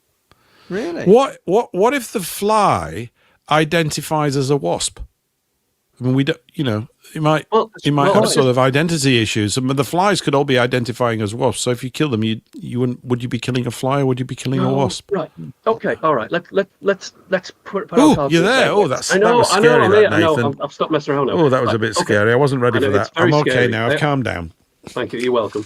Right. So here's the thing. I've completely forgot what I was going to say, so it doesn't really matter. I don't know. What was the question again? What was the question? I don't know. Flies, wasps, taking their wings off. Yeah. If a fly identifies as a wasp, have you killed a fly? It's a very deep intellectual discussion, this. I think we've hit a real interesting point in the conversation, haven't we? I think it's fair to say we should just kill them all and hope for the best. I had something really good to say there, and I've it's don't gone. Worry. I even put the camera on for that. Bollocks. Never mind. Never mind. But it's just, I did put my camera on for a little while, but the bleeding thing started to go a bit funny again, so I had to switch it off. I've seen some guy eating blackberries today on the hedgerow next to the supermarket. Little did he know about all the worms and maggots inside those berries. Shouldn't you say little does he know? Here's one for you then, in line with that. So I went foraging about a week ago, and I did exactly the same thing. And I put them in a tub. And just as I was kind of eating away, I saw a tick on one of them. I'm like, oh, right. I'm not eating anymore. So that kind of put me off a bit. Isn't the best thing to do with blackberries, though, I found, was to find my mum. I can't do that now. She's not around. But I would find my mum, and she would take receipt of all the blackberries. And then on a Wednesday, usually, by about 5:30, out of the oven would come 3 or 4 apple and blackberry pies, which were just heaven. Just unbelievably good. I'm salivating now thinking back to it with cream. It's just apple and blackberry pie is just the tops. Although there was a pie I preferred even above that, which was, and you can't get these anymore. I've been trying to buy them, bilberries. Do you remember bilberries? Yes, I remember bilberries. Yes. Hang on. I've got to look at bilberry up. 2 minutes. You can get them still in Scotland. I think they go under a different. They might be called loganberries up in Scotland. I could have got that wrong. So everybody goes, "Oh, the bilberry's like a blueberry." No, it's smaller, and it's overwhelmingly zingy in taste. It's the most, and the juice from it is so darkly purple. Oh, bilberry and a bit of apple. Bilberry and apple pie. You can't get it anymore. Also, I keep looking for when's it gooseberry season?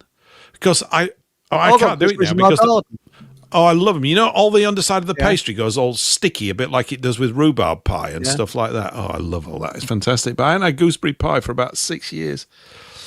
It's not. That's what's bringing the country down. Lack of gooseberries. I'm telling you. That's right. And also rhubarb. But Baby the Laser said, "Flies don't bother me. Now I'm taking a shit in a corner of my living room." how delightful, yes. And can you put a little device next to that shit that you've kindly done in your living room that will fry them so that the flies don't then contaminate your food? I mean, that's a wonderful idea, actually. Get them to go into one corner and then fry them. I like that. That's by the way, that's ingenious. Forager, if you get some vitamin B1, make sure you get good quality. Don't go to Holland and Barrett and places like that, because you probably get more vitamin B1 from sniffing the bottle. Place that comes to mind is FSC or Lambert's. I think Lambert's do it, but the good quality stuff, because you pay a little bit extra, but it's worth it. Because Health Span and places like that, I wouldn't have much truck with. So that's it for vitamin B1. Yeah. I've just remembered what I was going to say, Paul. Right. So, it's gone again. No, it's not. Is it? I'm not listening now. I'm not listening. It's such a tease. Traveling yesterday. Oh, this is going great, isn't it? This is going great. Look, at least I've got a clear I'm enjoying it. It was something to do with dear. Paul, anyway, whilst we're waiting for that thought to run its way back into your head, it'll come back. Yeah. Paul writes here, he says, crumble over pies though, Paul.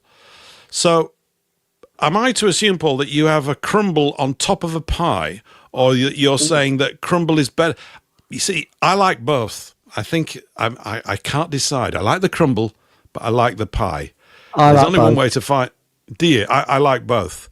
The pies, I mean, you need a good pie. It's easier to make a crumble and not cock it up. I think that's the truth of the matter.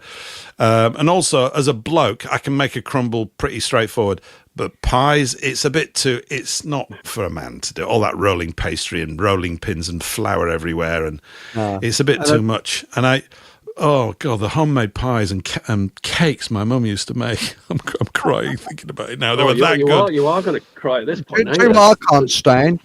Sorry, I didn't mean to talk across you there, Nathan. No, that's all right. I'm just. Apparently, I've got dementia tonight, so we're all right. Don't worry about it. There was a time when they cooked the contents and just put a top on it of a pie, so it didn't get any base. I always felt ripped off with that. It's a right rip off. I hated it. Where's me bottom? I'd say. Yeah. Where's me bottom? You know. But it's outrageous. It's a pie. It isn't. It's not a pie. Barefoot Forager has said something of a rather personal nature on here. I know. I saw that. I'm glad. Yeah. I don't think you should say that in public. Push to take tablets for it. But it wasn't purple though. So right, here's what I'm going to say. Right, so flies and wasps. I'm just going to quickly skip over that bit. Sorry. Yeah. I mean, I bet it wasn't purple. Anyway, so flies and wasps. So I think nature's got the dynamic wrong, right? Because especially bees as well. See, we all get these fly traps and all these electrified, lights and stuff to fry the fly. Jesus Christ, I've got Joe Biden syndrome. And the flies have become so clever now that they come up to these traps and they're going, oh, that's for us. We're just going to get out of here. The bees come in, the ones that we give all the credit to for being intelligent, all this, and they come in. It's like, ooh, a purple light. Why don't we just pay it, go a little bit close? And bang, they're dead. I mean, every time. So basically, wasps are a pain in the arse, but still slightly smarter than bees, but seem to have a real liking for cordials, and then they get trapped in a bottle, which is great. But then you've got flies, which is what everyone wants to get rid of, and they seem to have become very, very intelligent in recent years. It's like every single trap you leave for them, it's like, I'm not going near that. That's a pesky little bollocks. Yeah. There you go. That wasn't even worth forgetting twice, was it? Let's be honest. I do think I've got an excuse for short-term memory loss. To be fair, I've not really slept much in the last couple of days. Nathan has Joe Biden syndrome. He does. Yes. He's also waffling on a lot, so I'm just No, don't. I like waffles. Waffles are nice. There was a bloke that put an advert in the newspaper many years ago, and it said 100% way of killing flies. I can't remember how much it was. It was a small amount, something like £1, and you'll get a fly catcher, which is 100% proven throughout the years. And this great big write-up on how our ancestors used to use this fantastic idea for killing flies. And when he sent for it, you got 2 pieces of wood marked A and B. And the instructions is when fly lands on B, hit it with wood A. Do you know? Right. So I Barefoot think the Forager will- Fockham Hall novelty shop could do pretty good business on something like that. It's just the sort of product I'd expect to buy, and I'd be a very satisfied customer. Yeah, that'd be grand. It is satisfying to kill the ball, you know. Anyway, so Barefoot Forager would agree with me on this one. So the most effective fly trap you can get, it's not the purple lights or anything like that. It's not even my awesome swinging with an electrified bat, although that's incredible fun. It's the good old fly papers. Really? I mean, the only thing is you've got to let them dangle in your room, kind of, you know, and the slightest thing will stick to them. But they're still the best way to get to, you know, grab a fly. And then if you're twisted like me, you can watch them as they're buzzing around and have got absolutely no escape, and you can watch them slowly torture themselves to death and kind of get some kind of twisted pleasure out of that. So, there you go. I watched one down the sink yesterday. I was pouring some water down the sink, and one went a bit close, and I watched him down the plug hole. What a way to go, you know, lost at sea. But I had about half a dozen of little bastards come in yesterday. I opened my door, I was eating my dinner, they smelt my dinner, boom, in they came. So it must have been good. Yeah, what were you having for dinner? What was it? I can't remember now. I brought the what's that word again? Memory something. Doesn't matter. No. So amnesia. I brought the Joe Biden. Yeah, that one. I brought the Joe Biden syndrome, and now it's affecting Eric with his terrible Matrix gremlins. And Paul, next. Don't forget Billy. Has his robot mozzies out there? Yes, I've heard about that. Could be the reason the fly story has come out. Yeah, he's got little robot ones that squirts nasty stuff into you.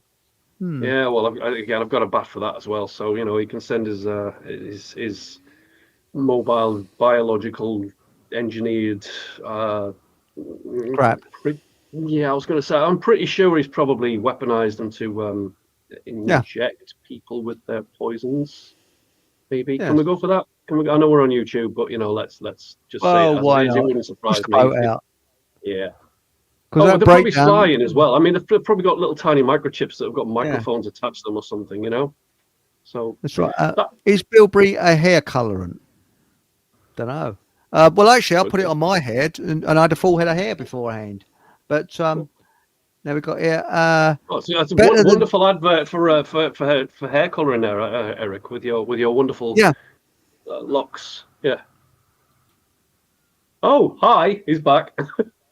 Well, it's all right so far. It's holding. I think it's a software. I don't know. It seems to be all right at the moment. But if I start going a bit funny, I'll switch my camera off.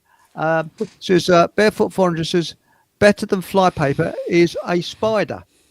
Yeah, I keep getting those bleeding long-legged little bastards with a small body. Yeah. There's loads of them abundance of those in the last couple of years. Although I prefer those to the big body ones with you know that look like the baby tarantulas or something. I used to get those. I like spiders. I like spiders. I don't harm. Yeah, I do. Spiders. Yeah, I never ever harm a spider. Everybody, you know, kill it. No. So I go and get a wine glass usually. Generally without any wine in it, and if there is any wine in it, I make sure that there isn't very quickly. And usually a postcard or something, and I will put the postcard on the wall, and then put the glass over the spider, and slowly move the glass to the postcard, and then I release it into the wild, and off they go. Yeah, because they're good. They keep, you know, nature works. It does a far better job than us buying all this stuff. Yes. I can't be bothered to buy stuff. Put peppermint plant, lavender plant, and you won't find it. You won't find many. We won't find moths come in, and I think peppermint. Mice don't like peppermint, but now Paul has said, I thought I use wash and go for your hair. So, yes, it did one. Go. You know. Yeah. By the way, did anyone pick up on a comment that was made earlier about putting decaf coffee in the fake awake mug? I thought that was brilliant. By the way, I mean, you know, that was good. There you go. Decaf. I mean, if it's decaf, I mean, you know, you are going to fall asleep, and it's not real coffee. So that's right. And then we got here. Was it cellar spiders? Yeah. There you go. There. I mean, they're creepy though, aren't they? The cellar spiders. But Well- they don't bother me. I mean, obviously, if one's walking near me, it has to die. It's just the way things are. I mean, and if it's outside, I'll let it live. But if it's inside, it has to die. The only thing I don't really like. like is slugs. I don't like slugs. Oh, So, but I don't kill them either. no, Because I don't. we're on a frog migratory route here. It's very strange. We get a lot of leaves built up in the relatively small front yard here because there are all these trees around, and then they'll hibernate in it. The other day, I had to move a lot of logs. When I say the other day, about 5 or 6 weeks back, and there was this massive. I think it was a toad. It wasn't really a frog. It was a big old thing, and it scuttled off underneath a log. I always feel a bit sorry for the frogs. I don't know why. I feel sorry for everything, I suppose. It's terrible. It's a sign of old age and becoming slightly sentimental I about don't everything. kill things. But there's something about my bike. But the frogs shit. eat slugs. Frogs will keep your slug population down. They love it. Nice slug breakfast. Oh, And yummy. tortoises do as well. Tortoises and hedgehogs. Do they? Yeah. But the But trouble you is, don't want to eat one. You don't want to eat there was that terrible story. Somebody who actually ate a slug, and then they died. Because it poisoned their brain. They carry all sorts of toxins in them, and sort of like they were drunk at the time. I'll do this. Look how mad I am, and it killed them about 6 years later, only in their 20s. Bad. So, no slug eating. I think it's pretty straightforward that you don't eat these things that creep and crawl everywhere. It's sort of instinct, isn't it? If you override your instincts on that. I wouldn't eat any No. of them. Although I do know somebody who ate a wasp the other day. That was a bit crazy. There you go. Oh yeah. It's a bit stingy as And well. it's- Oh yeah. now it says, what is it? Sorry. Paul said the French eat snails, so maybe they eat slugs too. I think there must be a difference because it's a certain type of snail that they eat, isn't it?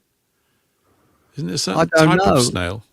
But I know that in snail racing, they lick them, don't they? So they go faster. Seriously. That's horrible. They do snail racing in Cambridge, pubs in Cambridge. Yeah. It's massive. It's booming sport. Count me in as a spectator. Whoa, this is so exciting. You need to get Murray Walker commentating on it. Yeah, That's coming what we along need. now. Yes, it's very, very exciting. But now, DJ Bidu says, I have a hedgehog in the garden. It might eat the frogs. I don't think they eat frogs. I think they. I think they. Eat Do you know slugs. what I'm seeing from the chat and from what we're talking about here is, I know an old lady who swallowed a fly, right? I mean, we're going down that direction, aren't we? First of all, we start with Yeah. the flies, then we've got the wasps, then the bees, then we're skipping across to the spiders, and now we're onto the slugs, and then we're going to kill the slugs with the frogs, and who's going to kill the frogs? The cats? I mean, and then the old woman's going to come in and eat all of it. Really, Foxes. Well- Maybe a fox. Fox would have a There you frog, go. wouldn't it? There you go. We have a lot of foxes around here. Yeah, Tons of them. yeah. But Sounds interesting. foxes, yes, they make funny noises, don't they? At night, foxes. It's rubbish. Have you the noticed noise that? they make's absolute rubbish. It's just rubbish. It's a cross between a dog and a cat. It's just Yeah. mad. It's a rubbish sound. It's extremely a very unhandsome sound. It's grating on the ear. It's like some shrieking hysterical beast. Oh, you mean Yes, I like a don't like the screech sound. owl? Have you heard Yeah, those something things? Oh my God, they're terrifying. A screech owl? Yeah. No, I haven't. I I must think- admit, I've not heard one. I'm pretty sure it's I mean, if you just happen to be in the middle of a forest in the middle of the night with just a canvas over your head and you hear a screech owl, it kind of makes you a bit nervous. Really? Mm. And Barefoot Forager says, this is my favourite new fun fact. Slugs have copper blood and are trying to repair your soil with their slime. Well, they're trying to repair the bleeding my concrete pavers outside because there's slug trails all over it in the morning. So I had one in the house the other other night. Slug trail in Oh. the house. I hate it. Oh, I hate it. Really? Right. So Yep. so just this is interesting. If we're looking at this, so you said you know a guy who ate a slug and it killed him. I don't know him. It was a newspaper report from about 4 or 5 years ago. Yeah, he got ill. He right, was then okay. had to go to hospital for several years. They couldn't cure it, and the poison went to his nervous system or something, and it did him in.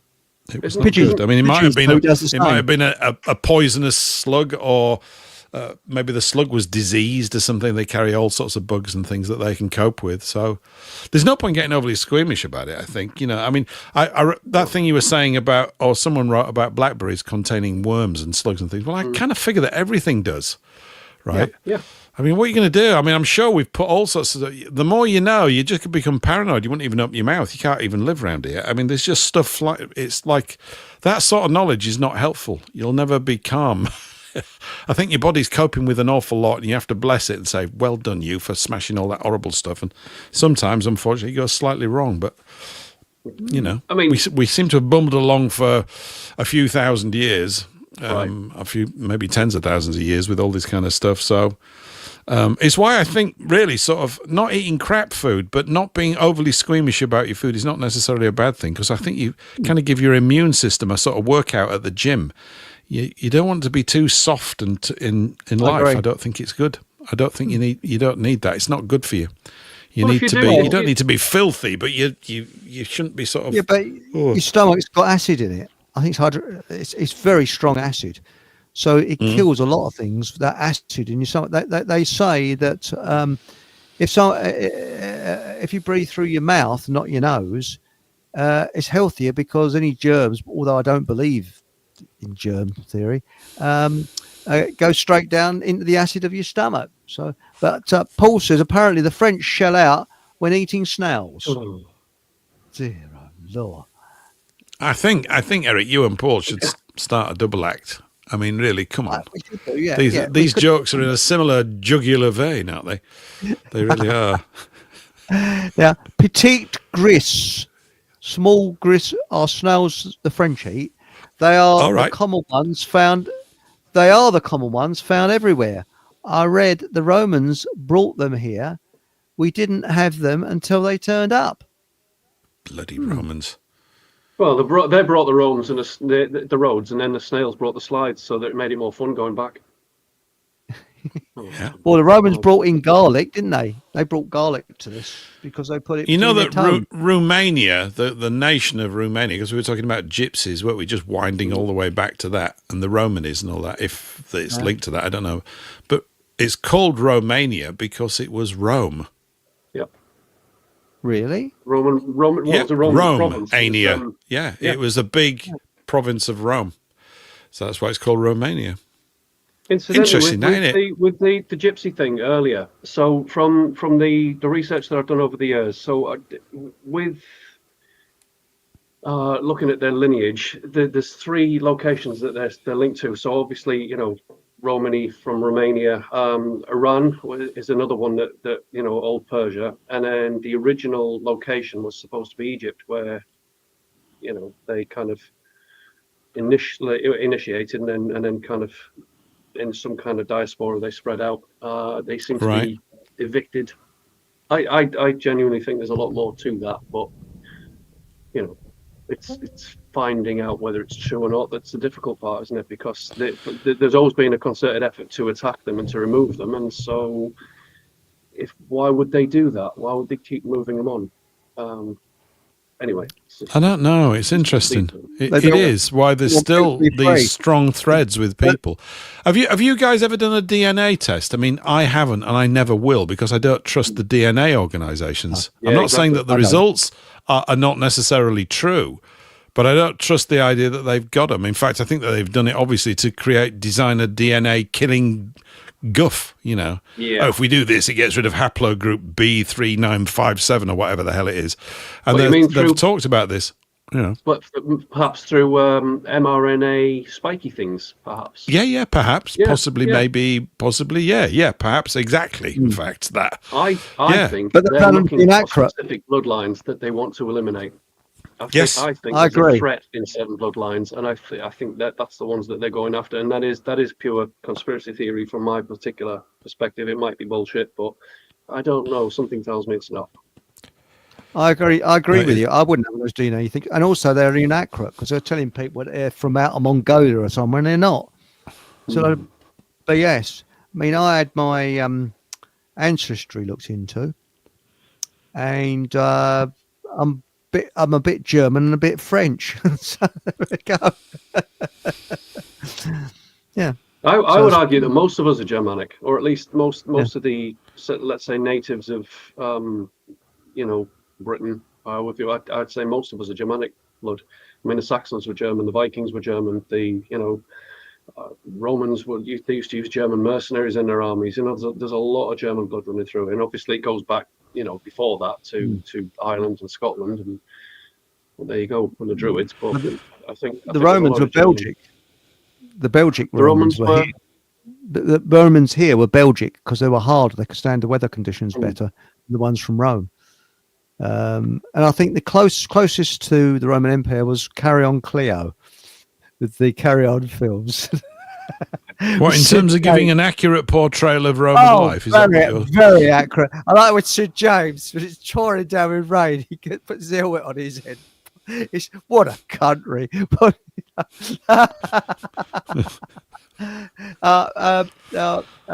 DJ B2 says Belgium is a fake country. I said, yeah, Belgic, which is different to Belgium. So because they were Belgic. How is it a fake country? I mean, that's a hell of a statement there. Can you elaborate on that one? Why is it a fake country? Have I missed something? Because it's Flemish, isn't it? There's the which is an admixture of Dutch and Northern French, and you've got German moving in, obviously from the east, and they're just a bloody hodgepodge. It was actually, I don't know how old it is as a country, but it was designed or put in place. I'm sure the Rothschilds have got a role in it. I'm serious. There's something to do with I mean, it's not a very big nation. They've punched above their weight in sports at times, though. And they did produce the greatest cyclist that ever lived in Eddie Merckx, who has also got one of the coolest names. They've got some pretty cool names. So they're quite distinct from those around them. Yeah. And also they give them a cultural identity, though. I mean, if they are distinct, it does, it does. They've definitely developed one. It's slightly, it's half sort of. Apparently, I think some bits speak Dutch and others speak French. I could be wrong about that. It's a bit of an admixture in parts. I think the way it was explained to me, they also. No, I was going to say that I think it's the southern part of the country that speaks French, and then the sort of like northern and eastern part that speaks German. That's the way it was explained to me. So it's like almost it would be like it's a bit like Alsace. Alsace, which is over on the east side of France, is basically half French, half German, and was this disputed area for donkey's years. And I'm assuming Alsace is where the dogs come from, the Alsatians. But I could be wrong, unless there's a range of mountains. But I think, which are fine dogs and all that. Also, the Belgians have got the distinction of receiving that wonderful demeaning terminology on the Bigot Show from Monty Python, where the winner, the final way, they had a competition to come up with an insulting phrase for the Belgians. And number 3 was the Belgians. This was deemed to be very insulting. Number 2 was the Sprouts. But the winner, by a long, long way, was those useless fat Belgian bastards, which I always remember Michael Palin saying with such aplomb. Yeah, those useless fat Belgian bastards. And have you ever been to Belgium? I only ever went once, and they did conform to stereotypes. The taxi drivers were all wearing carpet slippers. They all had those flat caps on. They had those very dark, thin, almost oiled moustaches. And they were all smoking black cigarettes. So certainly the cab driver that took me to an appointment there in Brussels or wherever it was, or wherever we were, I can't remember. They were all like that, yeah. And of course, you're looking out for Tintin all the time. I always think that Tintin's in Belgium, but I could be wrong. Maybe he was French. Where was Hergé from? Hergé's Adventures of Tintin. And they were great. I love those cartoons. They were fantastic. I'll tell you one thing, though. When I went to Belgium, the customs people were very friendly. And they were telling us the tourist areas to go to. So, look, you go around there. Yeah, they're really, really nice. And they're only telling you that so they can fleece you with their trinkets and stuff on the market stuff. Yeah. And, as soon as you get off your coach or whatever, it's like, oh, do you want to buy everything that we've just got in front? And some nice rugs and some fake watches that we're really going to try hard to convince you is real. It's real Rolex. Yeah, sure it is. That's why they're telling you all the tourist places to go, Eric, because they want to fleece you. It probably is, but do you remember not the 9 o'clock news, that bloke talking about Belgium eating habits? Where he said, if you enjoy the meal that much, you just throw it up so you can see it all again. Oh, that's disgusting. Yeah. But the Romans used to have a practice like that, which is basically they would gorge on food to the point where they couldn't eat anymore. And then they'd like, I'm going to use a posh word here to make it sound less horrible, regurgitate it so that they could then gorge on more food. And they do that also whilst like laying sideways on this like weird Roman couch recliner thing. So it's an interesting one. Oh, yeah. Oh, I know what you're talking about. I used to see that, though, occur quite naturally up north, outside pubs and chip shops. That used to happen loads, quite naturally. They didn't really look like Romans to me, but I suppose that must have been where they got it from. Yeah. There's nothing quite so edifying as being surrounded by people throwing up drunk everywhere. It's a delight. It's one of the, this is, what a good night we all had. Wow. But then we're back to fly day nights, though, aren't we? Yes. Yeah, we are. We're back to Friday nights. Absolutely. And Roman Colosseum has a vomitorium. Seriously, they're called vomitoriums. There's nothing to do with vomit. Well, come on, you're gonna have to explain that one. Well, it's the sort of hall where you go out. It's called the vomitorium. Seriously. Interesting. Yeah. But the last time we did this, I'm like, oh yeah, is that true? And then I'm like, oh no, he's taking a piss. So no, I want you know. You look it up, and you see Roman Colosseums had vomitoriums. So there we are. There's nothing to do with vomit. So it's a bit like the Jerusalem. Is that when they were chucking them out? Might have been, but there's also the Jerusalem artichoke, which has nothing to do with Jerusalem at all. Right. It's just called a Jerusalem artichoke. Why? We don't know. Yeah. There is. A vomitorium, in its original Roman architectural context, is not a place for vomiting, but rather a series of passages or entrances in large public venues like amphitheatres or stadiums that allow large crowds to enter and exit quickly, a bit like vomit. The term derived from, I added that bit in, it doesn't say that. The term derived from the Latin word vomitorium refers to how people seem to spew forth from these passages, not to actual vomiting. This efficient design was crucial for managing large crowds, particularly during entry and exit, and also if some of them happen to be vomiting. Oh, I know it's not about vomiting, but I actually am going to vomit. Well, I'm pretty sure if you saw some of the stuff that they went to see, you would. I didn't mean to vomit in the vomitorium, but I did. Sorry about that, everyone. Well, remember I was at college, the lecturer said, don't laugh. You know, he was a bit of a comedian. He said, because when we were studying all bits of architecture, he said, it's just a vomitorium. We did, it's not. He said, he's kind of, we didn't believe him at all. Well, you just need a good clear out, don't you? That's right. Get the crowds out. Well, we've managed to bring all the smut back in. I'm rather proud of myself. It's been an especially sordid show this evening. It's all been of a slightly sort of grubby and grimy sort of nature, hasn't it? I think we've all really enjoying it a lot. According to QI, the French language was only standardised just over 100 years ago. What was Napoleon speaking to his troops then? Bloody hell, what was he saying? I don't know. He was from Corsica, right? Of course he was. Was he? Well, you've got different dialects, haven't you? I mean, you've got there's sort of like the southeast of France, which I've completely forgotten the name for. You've got the Breton, like the Bretons in the northwest. Yeah, I mean, it makes sense. Alsace, they have their own dialect. Right. I mean, it makes sense. I mean. In one part of France, hang on a minute, is it Brittany? Languedoc, isn't it? Isn't it the Languedoc where they have their own like specified? Yeah, but they speak Gaelic as well, and they can actually understand the Cornish and the Welsh. Yeah, they speak the similar language. It's just similar, more Cornish they understand than they do the Welsh. But it's Gaelic they speak there. I mean, look at this country. The Bretonian stuff, the Breton. I don't know how you'd say that. Bretonian, Bretons. They do have links to the old Cornish. Yeah. And did you know where champagne was invented? Champagne. Cornwall. You're joking? I'm not joking. It was first invented in Cornwall, and champagne, because it was better weather conditions. They it was there, but apparently the records show that Cornwall was the first to have champagne.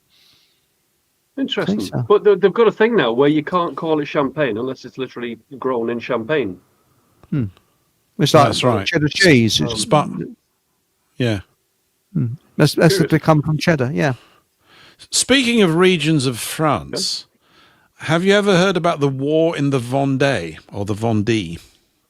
Let Never me heard just of it. read you this, just to bring some seriousness into proceedings, okay? Absolutely. The French Revolution. It's okay, Wikipedia's fine for this because this is true. It's very brief. The French Revolution hailed a bright start to a new age. No, it didn't. That was me. However, not everyone agreed.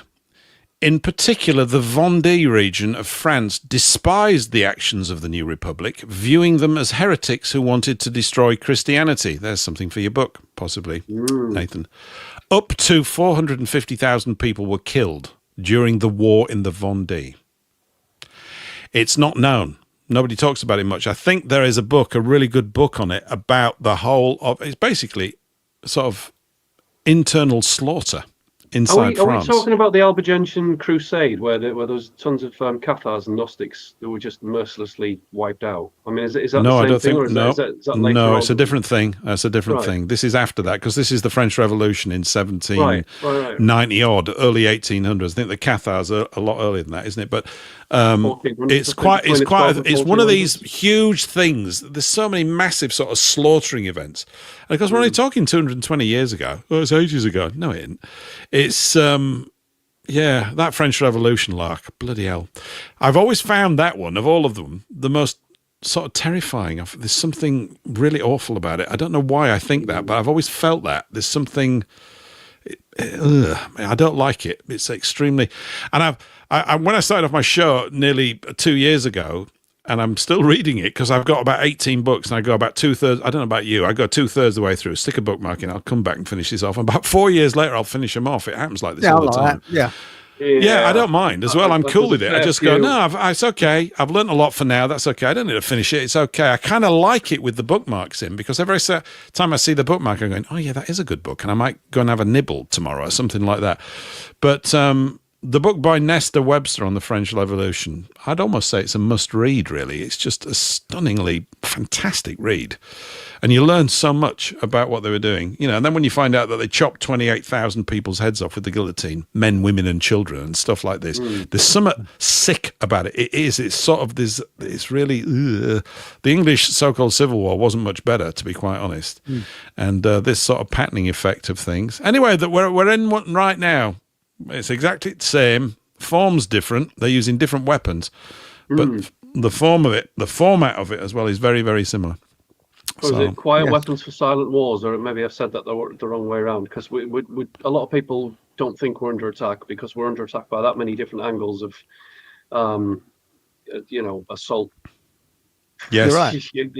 But it's easy to dismiss it as just, paranoid conspiracy theories and stuff like that. Nathan, in saying that, you're the third person that's referenced that book to me in about 10 days. Really interesting. Really? It keeps coming up. Yeah.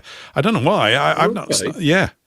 Yeah. And I'm assuming definitely everybody suggest you knows of read it. it. And if you don't, you need to. And it's worth getting a hold of a copy. You don't have to read all of it, but it's worth jumping through. Of course, its origin story is now open to questioning. It was found in an IBM photocopy about 1982 or something. But it's one of those hideous documents. It's a bit like the Protocols of the Learned Elders of Zion. You're sort of in the presence of some sort of sick mind that comes up with all this stuff. And it's okay, to talk about things in this way.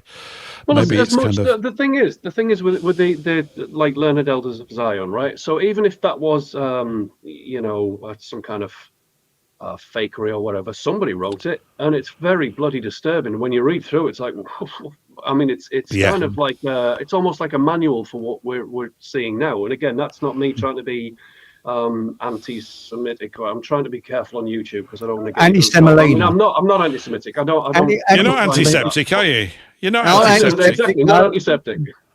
But hey, mate, I mean, I've read that particular book, and it is frightening. So fake or not, regardless as to who wrote it, somebody wrote it, and it's pretty nasty actually. But anyway. Yeah, I mean, there's a section in it. I can't quote it verbatim or at all, but I keep going back into it because I've got a copy somewhere, and every now and again, I go, where is that bloody bit? I want to get the quote out. There's a bit where they're talking about how they destroy civilizations in particular ways, or certainly part of the plan. And one of them is, and you will recognize this, right now, not that it's difficult to recognize, you don't have to have read it to know that, but they said basically what we will do their elected officials, they probably don't use that phraseology, but that's how they're meaning, right? The government leaders of the day, they will have picked them, and they will place before the people such a bunch of arseholes, that's the way a northerner would express it, these absolute incompetent boobs, that that the people will be crying out for real help. At which point they step in and provide all the solutions. I don't know whether it's actually worked out like that, because it seems to me that what they're trying to propose to us all is that the WEF and these other goofballs are the people that we should be looking to, because they're concerned about the world. And of course, all of their concerns. Yeah, they can't have anticipated the internet, and I think it has had an effect. I still accept the vast majority of people throughout history, including now, the vast majority really don't question much. This is a big problem, particularly when they're given the vote. I mean, they shouldn't be given it. I was thinking about this the other day. I thought, shouldn't we have to sit and exam? Not that I've ever voted, and not that I'm particularly keen on it, and not that I think it works. But if you are given the power to vote, shouldn't you have to sit an exam? If you're going to stand as a politician, shouldn't you have to sit an exam to see if you've actually got an intelligence worthy of occupying a position like that? Because there's no examination. And now, aren't they just proposing, or have they lowered the voting age to 16?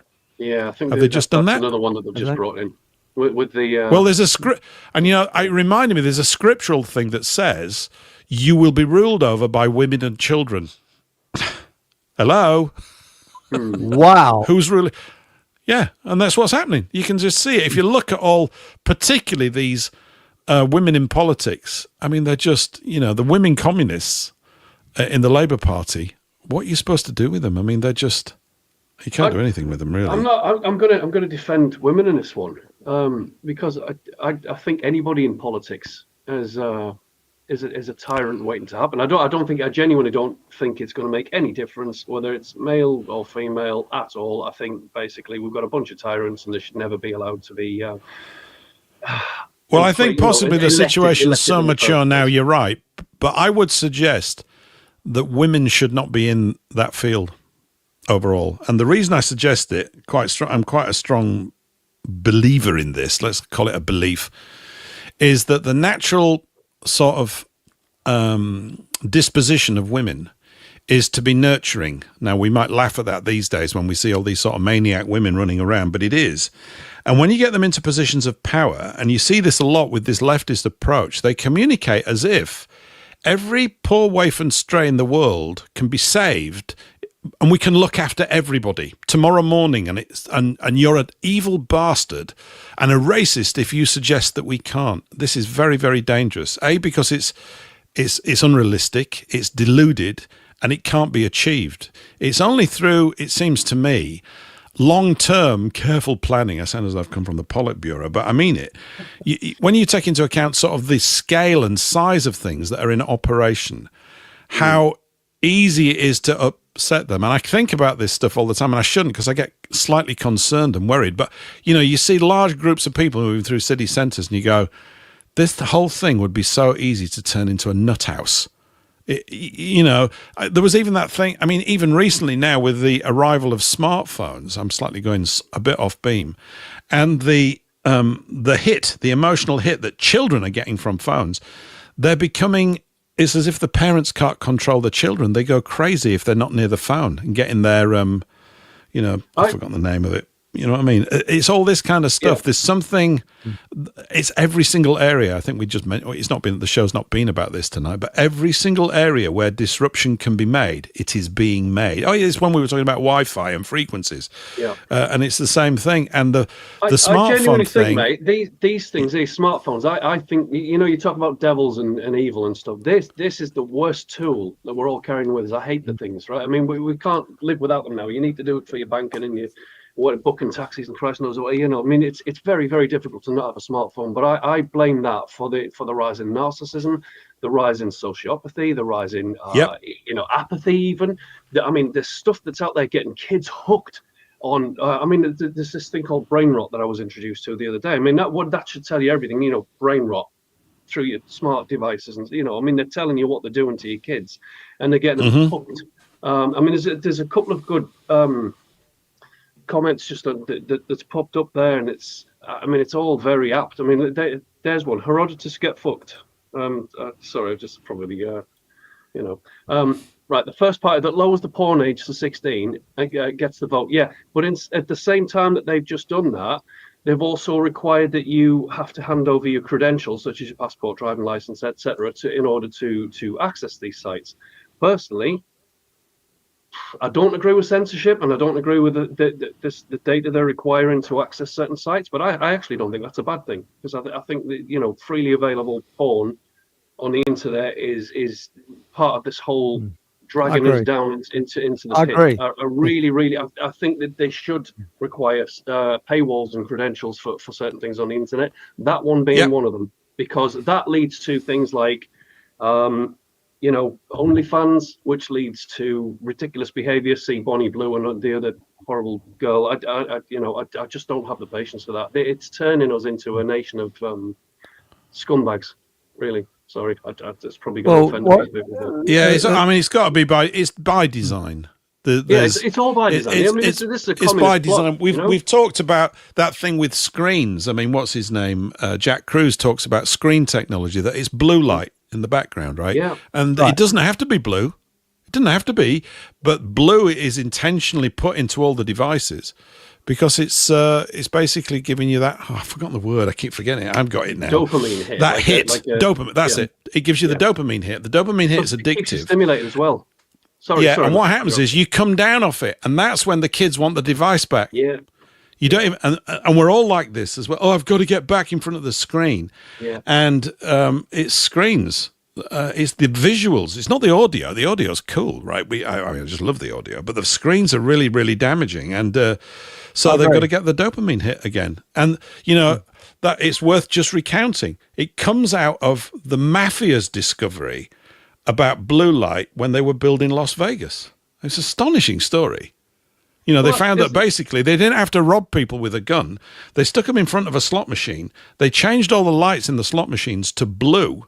People just sat there for hours shoveling money into the slot machines. They didn't have to do anything. Go, great, just bring them in. It'll just empty the pockets over 8 hours, shut all the windows, take all the clocks out, and they just sit there. I mean, you even have these tragic scenes where they came up with adult nappies because they just sit there for hours and hours and not even go to the toilet. And you're going, this is just silly. So gambling's bad. I mean, it really is. It's genuinely extremely silly, and it's a sort of psychologically destructive thing. But I would ban it on TVs here. I mean, there are always all these adverts for gambling apps. I wouldn't even allow them. You can't stop it. You what? You can. You can stop loads of things. There's just no intention to stop it, because it serves their purposes of keeping the huge quantities of the people stupid, so that they never get any competition rising up out of the plebs. I agree. And I also think if we go back even to looking at all the creative period, say the Industrial Revolution and all that, and you look at the circumstances of their life, people were reading paper. You got books, right? You got newspapers. That was that. There wasn't the electronic media. People had huge stretches of time to think. The classic eccentric picture of the English bloke that goes down to his podding shed and comes out 5 years later and says, look, love, I've just invented the hovercraft. These things are never going to happen again. They won't happen, because we don't have the whole reason for, there's so many contributory factors, it seems to me, to periods of what we would call in retrospect creativity or explosive sort of engineering prowess and all these things. They ain't going to happen, because everybody's now just going to the screen. The screen's got one system on it. All the buildings look crap. Everybody dresses and looks crap. The music's crap. It's crap everywhere you look, because it's produced by a sort of an automated system. It's all perfectly produced, which is kind of beguiling in a way.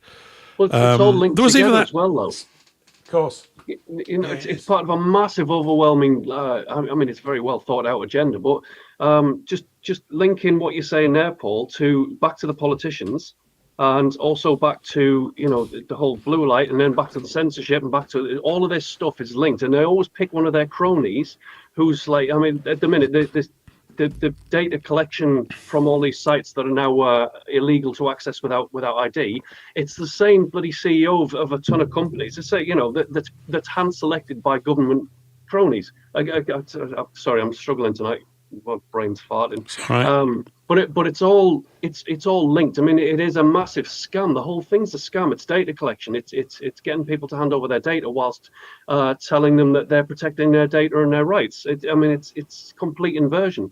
As far as if we link that into politics and politicians, but politics, that's a good word, isn't it? Ticks, because they feed off you, the parasites. You know, I don't agree that politicians should have any other connections to business or networking or anything like that. It should be absolutely forbidden for any politician ever to have businesses that they can then, just feed into and contract out. It's a conflict of interest, a massive conflict. Yes, it is. It is. They shouldn't be allowed to do any of that stuff. And all of this, it's just a massive scam. Everything is. Sorry. I'll leave that one up, Eric. I think we should address that. Can we go back to Paul denigrating women? I'm not denigrating women. I'm not denigrating women at all. I think that we've all got roles. I just think I think the history of it, all this talk about empowerment of this, like women getting the vote. We did a show ages ago. Did we have Monica on? About what, and it was kind of tongue in cheek, but there is a serious subtext to it. Why women shouldn't have the vote? Well, I actually think the vast majority of people shouldn't have the vote. I don't see the point in it. It's a delusory process. People go, I can vote, therefore I'm participating in democracy. It's just absolutely mad. It's a system that never has ever worked. I mean, you just have by their fruits. So when has a government actually ever given the people anything that they really wanted? Never. Not in my life. I mean, the whole idea that they're elected is a con as well. I mean, they're not elected; they're selected, and then they're sold to us as if we have a say. We don't have a say at all. It's like, do you want A, B, or C, which are all hand selected by them? Yeah. You know. So it does. And again, I don't think it matters whether it's women or 16-year-olds or men men in dark. It doesn't matter, because they're all pre-selected arsehole psychopaths anyway. Right. That like to stomp on us regardless. I see where you're going with it, Paul, but I genuinely don't necessarily agree with you on this one. But I'm not. It's. Look, I don't know whether I necessarily agree with me on it either. I just think it's a point worth raising. It's true. I'm quite happy to throw questions out there and see what comes back, because I'm quite happy to be wrong. We're never going to find anything out. But if I think, look, I'm viewing this in a kind of romantic way. If I think about the goodly qualities and attributes that I associate with females that become women, it does not involve doing this kind of stuff, right? It may have done intermittently, like Boadicea and things like this, but that's to do with royalty and queens and all this kind of gear that we've had going on. And that's, it's not great, but it's better than what we've got. At least you only get one arsehole in charge and you can sort things out a little bit better. But it's very, very difficult, when you've got a so-called democracy and people are buying into it. So what seems to me is that there's a lack of definition. Women have got more power than that. I'm serious. They've got way more power, and my view is they've been pulled away from their natural field of power, which is the home, which everybody laughs about, but they're wrong to laugh about it, because the family and the home is the absolute pinnacle of civilized life. It's the most important building block for all of us. With good homes and good families, with strong mothers, they get to raise all the children. That is absolutely the most immense amount of power, because they set the tone for the quality of the people that are going to be in charge in 20, 30 years' time. And that's been broken down. Then they were sold the idea of a career, and they all got that. That's not going to work. Half of them are going to end up as cat ladies. And I'm not picking on the women. We're all suffering, but they've got to us by supposedly empowering the women. And I don't think women are more powerful. My grandma was way more powerful, way more powerful. Yeah. And all her sons would absolutely defend her to the nth degree if it ever came to it. I just knew it. The way that my uncles were, it's magnificent. All of these qualities have been lost, and people are pursuing these materialistic sort of positions, like Ursula fond of lying. What kind of a stupid bint is that? I mean, of course, she's surrounded by loads of stupid arsehole traitorous blokes as well. It is a pit. They're all of the same commonality. They are parasites. They are psychopaths. They're incapable of listening to anything that we say. We don't have an opportunity for it.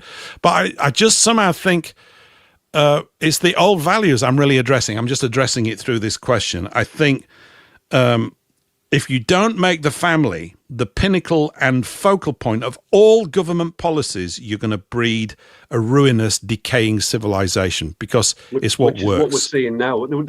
Absolutely. There's a couple of things on the top of that as well. I don't know the exact phrase for this one, but behind every great man is a good woman. Yes. And then if you, again, sorry to keep like prattling on about the Roman Empire, but people think that women were voiceless in Roman times. They weren't. The women were the ones that made the policies. It's just that the men were the ones carrying them out in the Senate, right? I mean, it was the women that had the power. It was the women that had the ear of the emperors, and that's how they do it. It's way better like that. Well, yeah, a bloke needs his woman, woman because blokes go, well, what am I for? And when you've got this is my take on it. When you've got a woman in your life that you love, it's fantastic because you've got someone to serve, and blokes need that. We absolutely need it because there's no definition in what you do. It's like, if you think about building the house, right? The bloke builds the house, but the woman turns it into a home. I like that. I like that. They absolutely turn it into. They put the love in it. These are qualities that men can't create in that way. But without a woman to do it for, the home doesn't get built. It's a partnership. I came across this lovely little speech by a celibate priest. He must have been a Catholic priest, right? Very short, and I loved it. And he's talking, and he's kind of laughing as he's saying it. He said, "A perfect marriage." And he starts laughing. He says, I'm going to tell you about a perfect marriage. He said this, coming from a celibate priest, and he's laughing at himself as he's saying this thing, right? He said, a perfect marriage is when a man and a woman absolutely refuse to give up on one another. And I went, bingo, that's it. And this taps into duty, not into rights and privileges and, oh, I'm unhappy and all this kind of crap that, it really pisses me off. It does, because it's babyish, and people go, well, then they wonder why we live in an infantile society. It's absolutely infantile, and we're not able to develop females into women, and the males are not developing into men, because I think these are qualities, attributes like demeanor. You say stiff upper lip, yeah, fantastic stuff. Being stoic, absolutely. These are tremendous qualities because life is not easy and it turns to dog shit regularly for everybody all the way through it. It does, doesn't it? It's not easy. And you go, I thought it's all supposed to be nice, and it ain't going to be. It never has been. But look at what else is happening here as well. We have satanic inversion in society now, which is now role reversing men into to effeminate archetypes, and then women into masculine archetypes. It's twisting the natural dynamic. And to be fair, they've done it too easily. This was too easy for them. Yeah. So do you want to go back to the previous one there, Chris? Well, it says all male. Barefoot Volunteer said an all male panel on here, not bothering to value or defend women. Nice. I think that's wrong. I think we're doing exactly that. I value and defend women. Absolutely. I'll lay the gauntlet down. Come on next week's show. Oh. Yeah, come on, that'd be great. I'd love to hear it. It'd be fantastic. Let's do that. That would be really good. I respect women, and the amount of times I see men walking on the roadside. Now, I was brought up very Victorian, so when you take a lady out, you stood on the roadside to protect the female, because men are easily expendable. Now, when you go look at tribal societies, old women are kept back. The men protect the women, and the women and children, and the men go hunting, and the women stay with the children all the time. And if a stranger comes along, the men come out first, and the women are kept back. Now, the elder women are held with great respect, because when there's tribal wars, especially if you read that book, Fierce People, the older women can walk into an enemy camp and they won't be touched. They're respected, and they will have peace talks. And they'll stop the wars and things. They are the mediators, the older women, and they can walk around from any tribe and they will not be touched. It's taboo to touch because they are respected, and they'll tell the war. Which is sadly lacking now, isn't it? I mean, that's right. As much as the modern society tries to tell us that women have now been given equal rights, it is, again, it's satanic inversion. They're not equal. They're just more leveraged and abused than before, but they're being made to think that they're But women are naturally maternal. Women can give birth, men can't give birth. all this crap about men. No, the men can't give birth. It's crap. But the fact of the matter is that I was saying on another show, a fireman can carry a human being back on their shoulders because a man's skeleton is built for that. They can actually do a fireman's carry. A woman's skeleton isn't built for that. And I know that if I'd passed out and I was in a building, I wouldn't want a fire person coming through the door. I'd want a fireman, a bloody great big fireman, because they had to be over a certain size at one time. I think it's over 6 foot, to carry me down the ladder, because I wouldn't be because women can't do it. And there's lots of things and I don't like seeing women on the battlefield. No, women on the battlefield. It turns my stomach. It's awful. I mean, I'm not saying I've been on a battlefield, but when you see these women in army fatigues, no. There's that teamwork. It's a team. We are complementary. And when it's done right, it's quite magnificent. It's just that you don't see it anymore. You see it in old movies. And people, that's old-fashioned. Yeah, because it worked. You see, the old-fashioned stuff is really worth looking at because it occurred naturally over hundreds of years without a mainstream media polluting everybody's minds about how they were supposed to behave. It's organic, natural relations.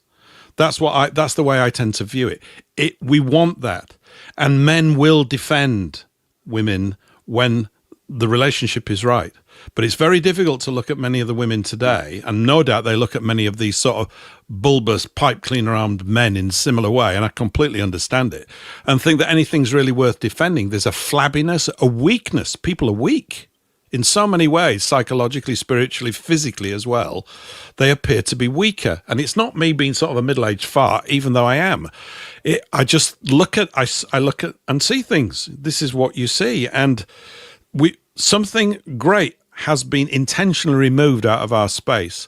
I mean, and we only have to track it really through the 20th century. You know, you go back even to, what's his name, Edward Bernays, and getting all the women to smoke, just as a starting point. Let's get them all smoking. So he gets all those models, they line them all up in Fifth Avenue, they do this big photo shoot, and within 3 years, all the women are smoking like chimneys and everything. And then the change in the dress and the style and all this kind of stuff. Now we've got loads of women apparently who want to be blokes. They never will be. We've got loads of blokes who think they can be women. They never will be, because you can't be, because that's that. And everybody's running around with all these sort of choices that they think they've got about how they can make their life. And it's just unbelievably, it's a mental illness. It's simply that. It's so unnecessary, and it don't make anybody happy. They just go, now I'm right. Oh yeah, you're right. And how happy are you? Well, you know, they would never admit it, but not very. I don't see these buoyant, wonderful people. Who designed steam engines? Who built bridges and things like that? My mum. Your mum. That's it. I mean, I mean, for example, if I design something in architecture, it'll be like a brick-built shithouse. I mean, a standard nuclear bomb. I mean, that's the sort of way, because it's a blokey sort of way of designing things. And I worked with a female architect, and she did all the frilly, arty-farty stuff, and I did all the brick-built like shithouse thing.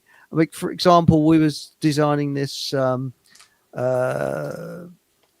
that needed a very plush facade on it. Well, she did the plush facade as the structure. I said, no. I'll design the structure, and you just do and we'll just have that as cladding. The frillies will be the cladding on the outside.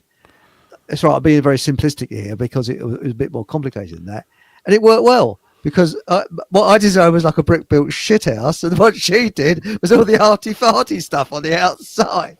Because again, so complementary, Eric, eh? We complementary. Yeah, because it does. It works. Feminine, and I was doing the masculine side, and I'm sorry, you know, it's that's the way it is. I mean, look at steam engines, beautiful work of art.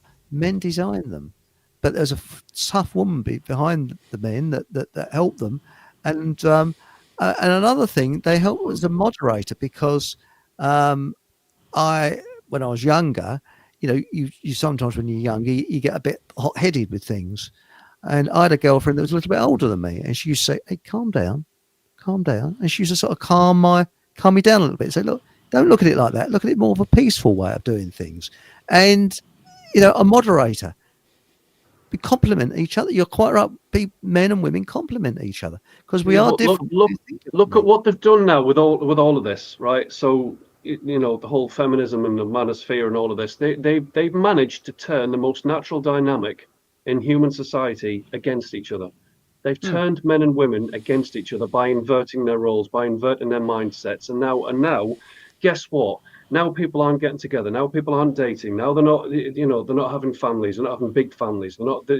We've lost the atomic family unit. All of this stuff, and what is that doing?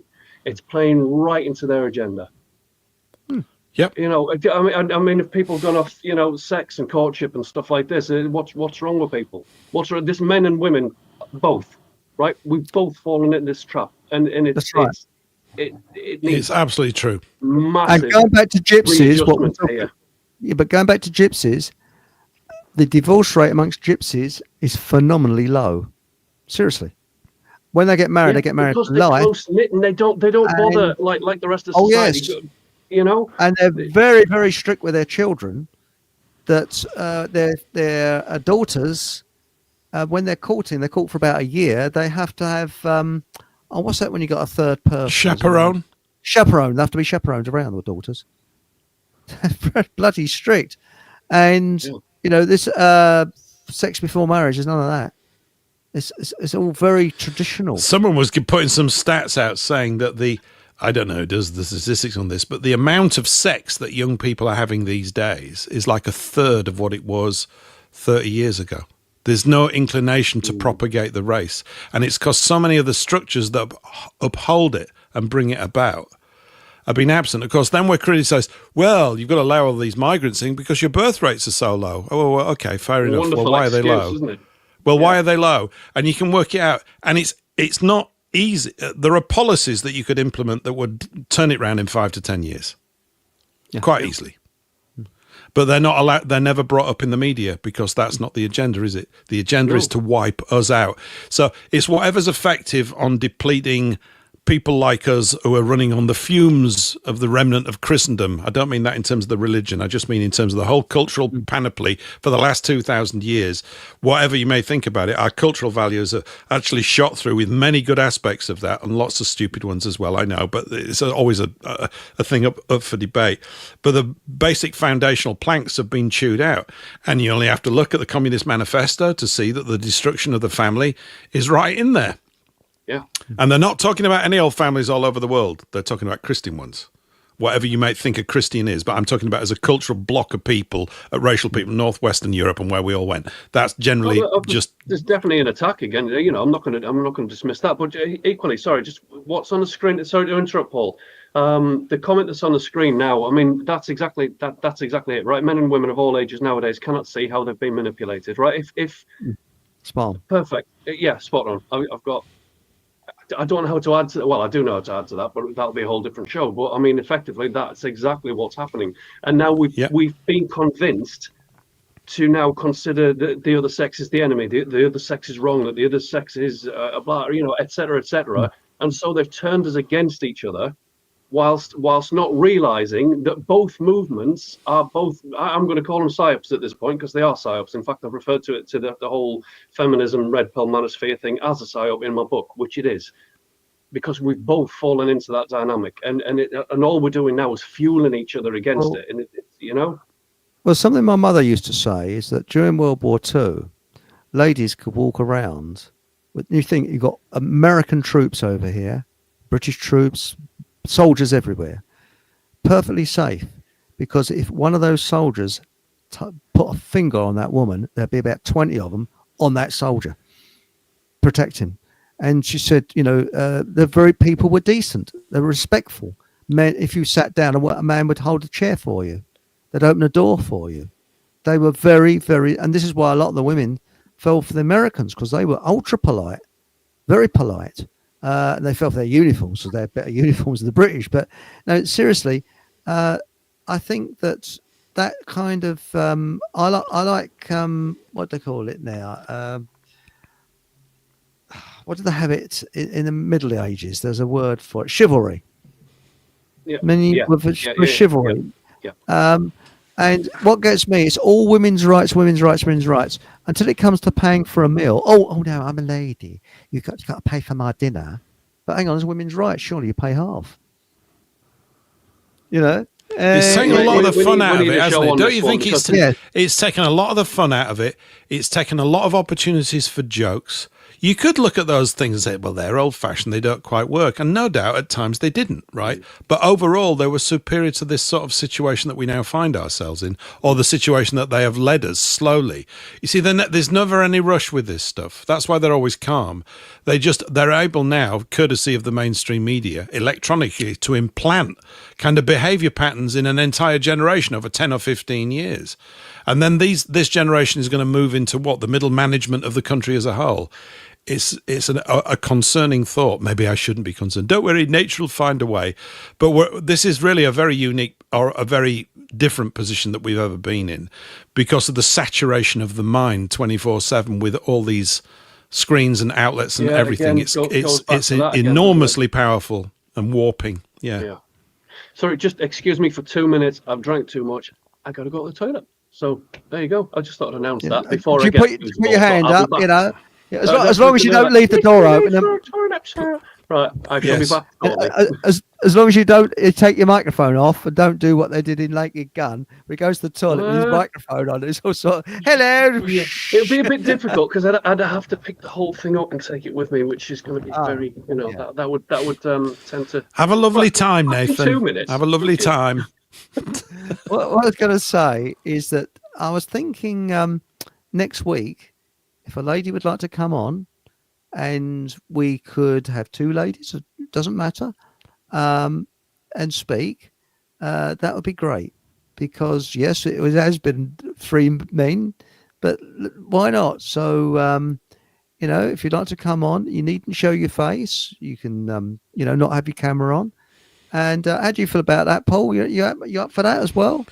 Sure, you can kick me off if you want to make room for that stuff. I don't mind. I think it's great. I just think we should talk about things and make errors and not be frightened about things and not be frightened about being wrong. I don't care about being wrong. I love being on.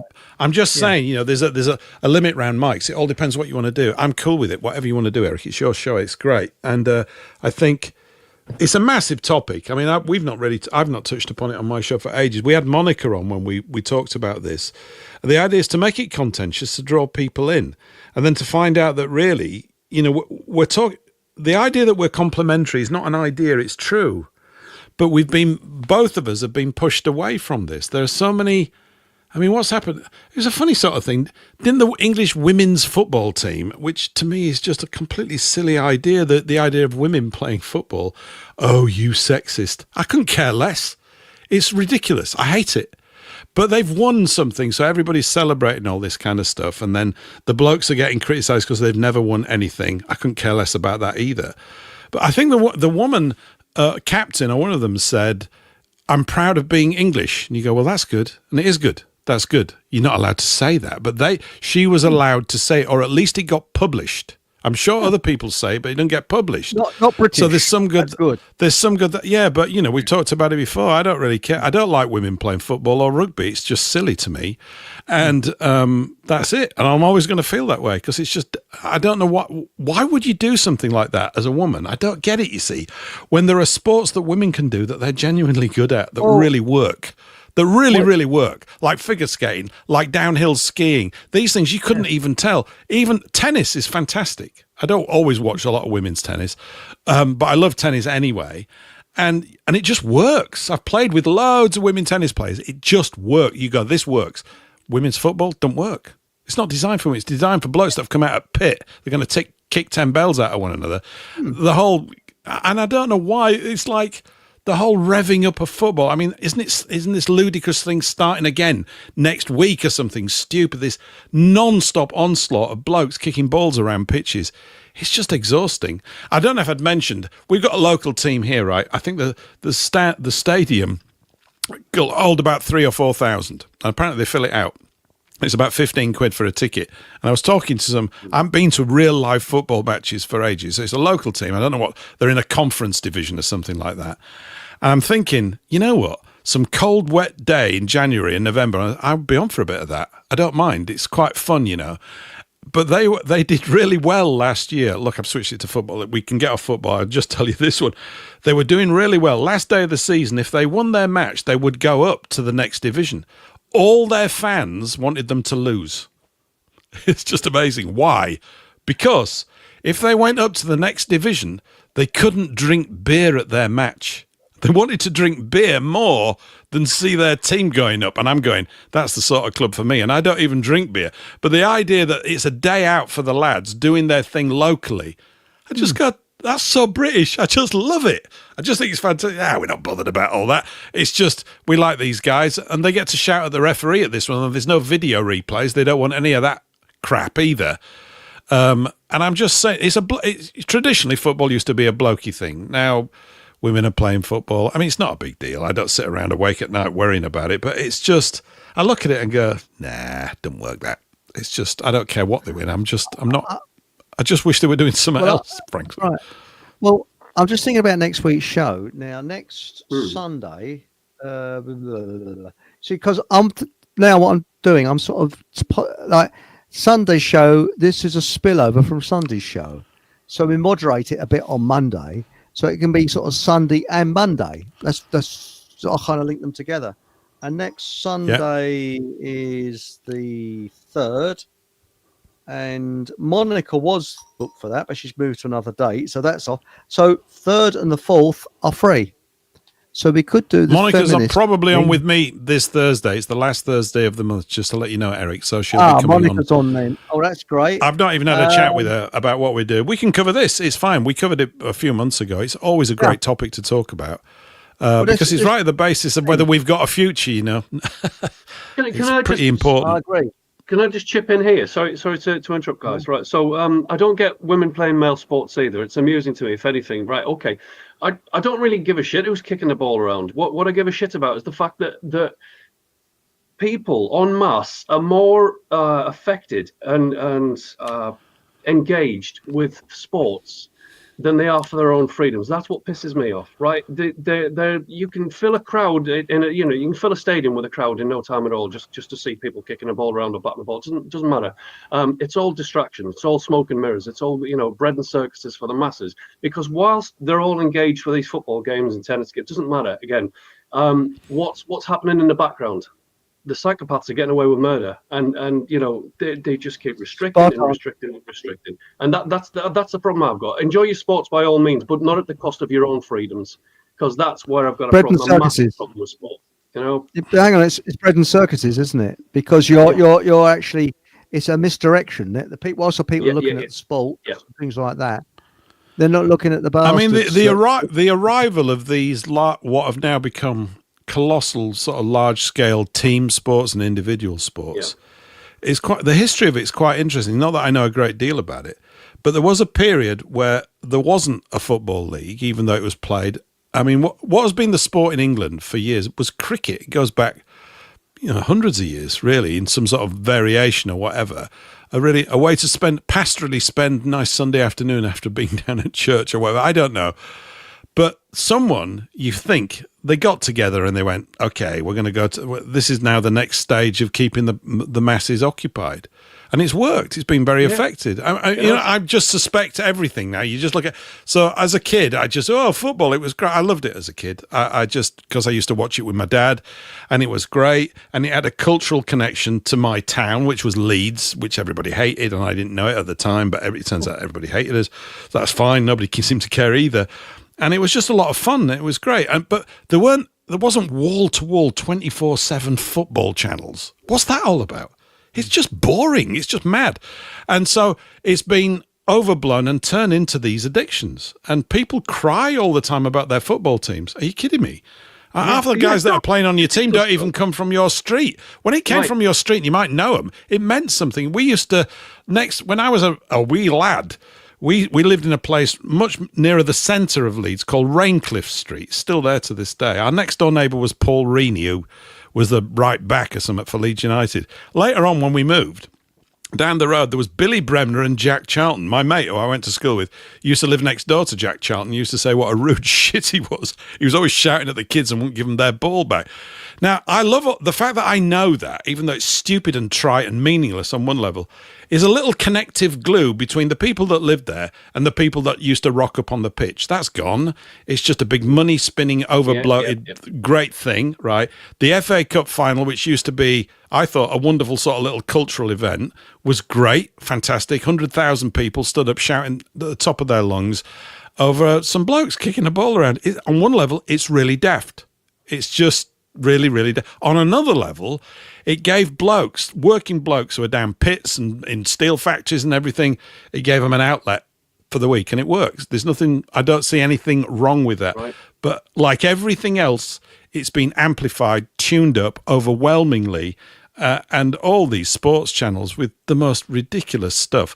I saw a little thing the other day where a guy was interviewing some Americans saying, what sports have Americans invented? It's barely any. It's embarrassing. I'm not trying to pick on Americans if you're listening. They were just, because they said baseball. They went, no. They go, well, they did. Well, they sort of did, but it comes from rounders and it comes from stool ball and things over here. And it's a sort of variant of cricket. So there's that. American football is really a derivative of rugby, although it's a college game and rugby's a university game. They were created in universities. Football was just a big thing because blokes, it's cheap. You can play it in a street. I just, what you're supposed to do as a kid. I'd rather have kids running around kicking footballs than looking at smartphones, but those days are gone for now.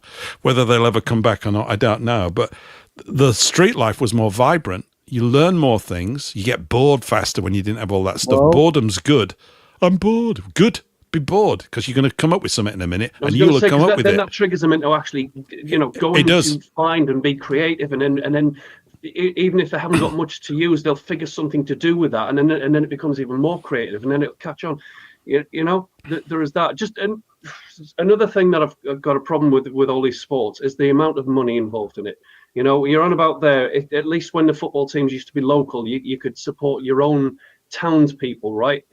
Doing what they enjoyed. Okay, that's fine. Why do we need to have all this multi-million-dollar exchanges on the pitch? I mean, surely it should be more about having a bit of fun and enjoying it for what it is, instead of having all this investment. It shouldn't be a capitalistic endeavor.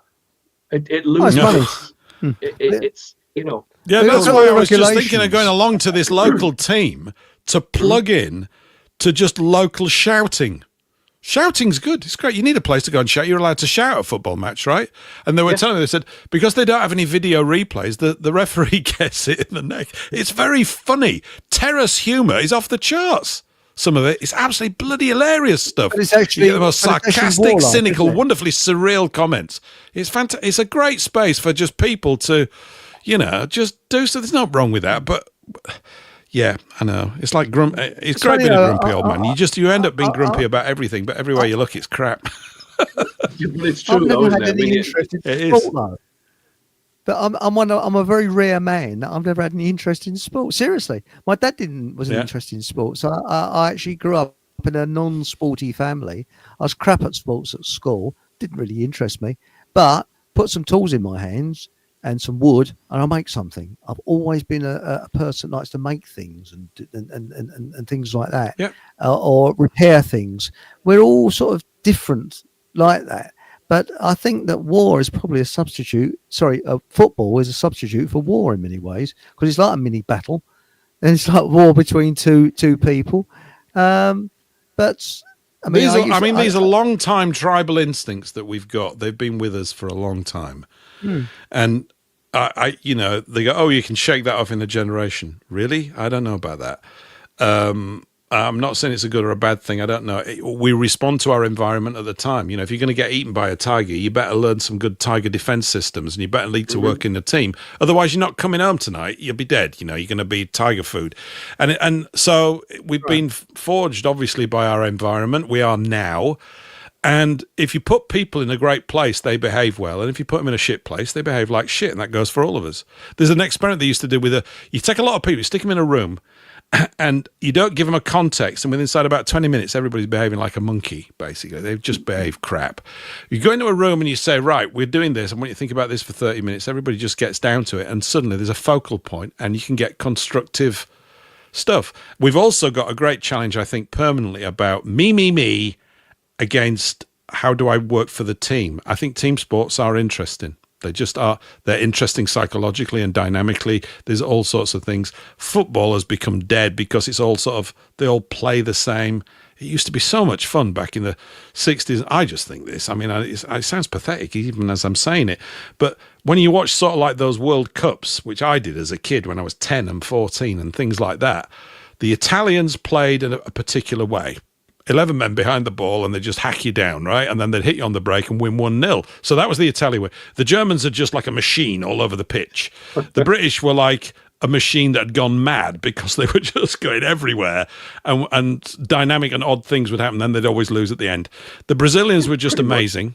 The Brazilians were just absolutely amazing. Everybody just went, wow, can you play football like that? And they're all soft. They weren't soft. They were all tough. You know, it's a tough game, is football. The athletes that play it now are astonishing. I mean, they sort of run like greyhounds in every single match for sort of 9 months of the year. They're incredibly fit. They've all worked out. They've got all these skills. And it's like, this is really boring. It's like computer teams play. I don't get it. I just, you know... Where's the hacker? You know, where's Ron Harris when you want him? Where's that all gone? I saw that clip. I don't know if you ever saw it. There's a great match where Norman Hunter and Francis Lee end up literally in a fist fight on the pitch. Do you remember that match of the day about 1974, 75? Oh yeah, you watch a fight. I wasn't even born then. I wasn't even on the planet. Were you born? You've got to look the clip up. It's absolutely brilliant because they had a tackle, then they had another one, and then they're having a go at one another, and then they both got sent off. As they're walking off, they're hitting one another in a punch up, literally on the pitch. It's just, I'm going, oh, football, bring it back, you know. But in those days, you'd switch on the television to watch a fight and a football match would break out. Yeah, it would. It was a bit like that. Yeah, it was a bit like that. I don't know. It's obviously, yeah. Sorry, can we just put a comment on the screen there? Can we, DJ B2, women's football is pointless. That's because they haven't got any balls. Yeah. Well, the only sport I ever did was badminton.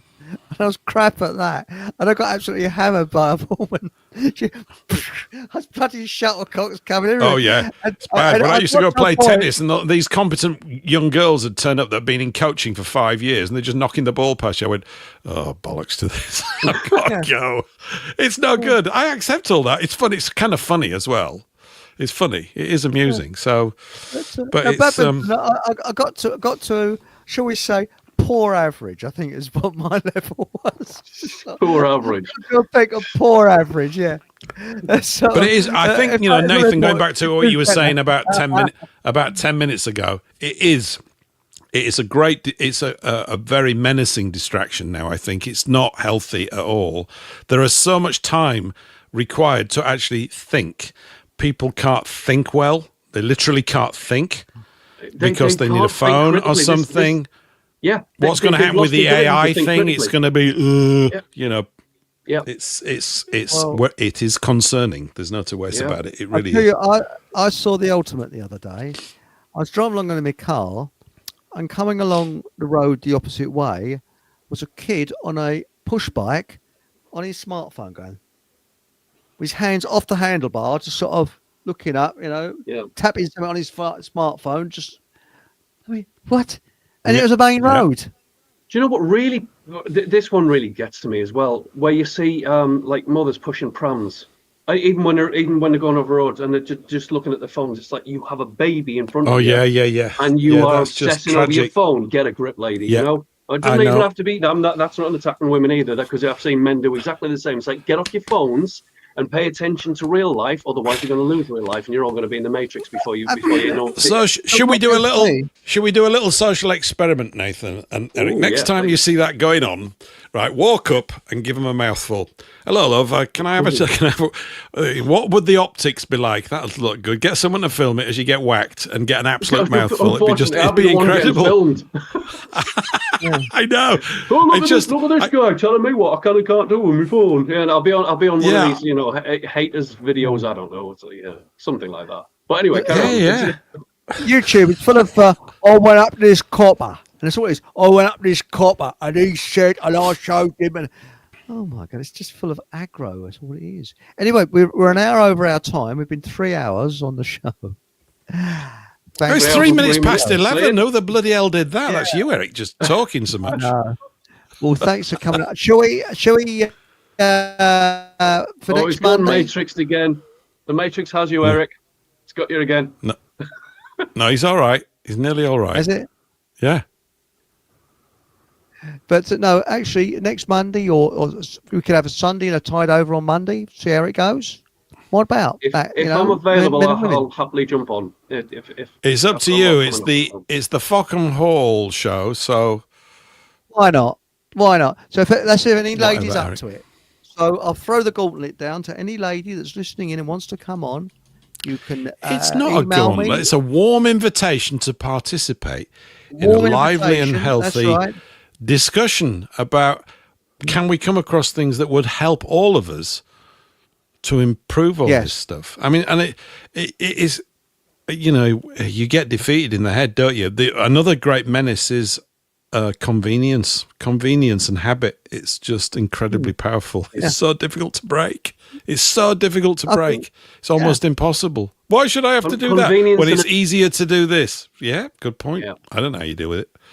You know, So my microphone's gone wobbly. It's gone a bit limp.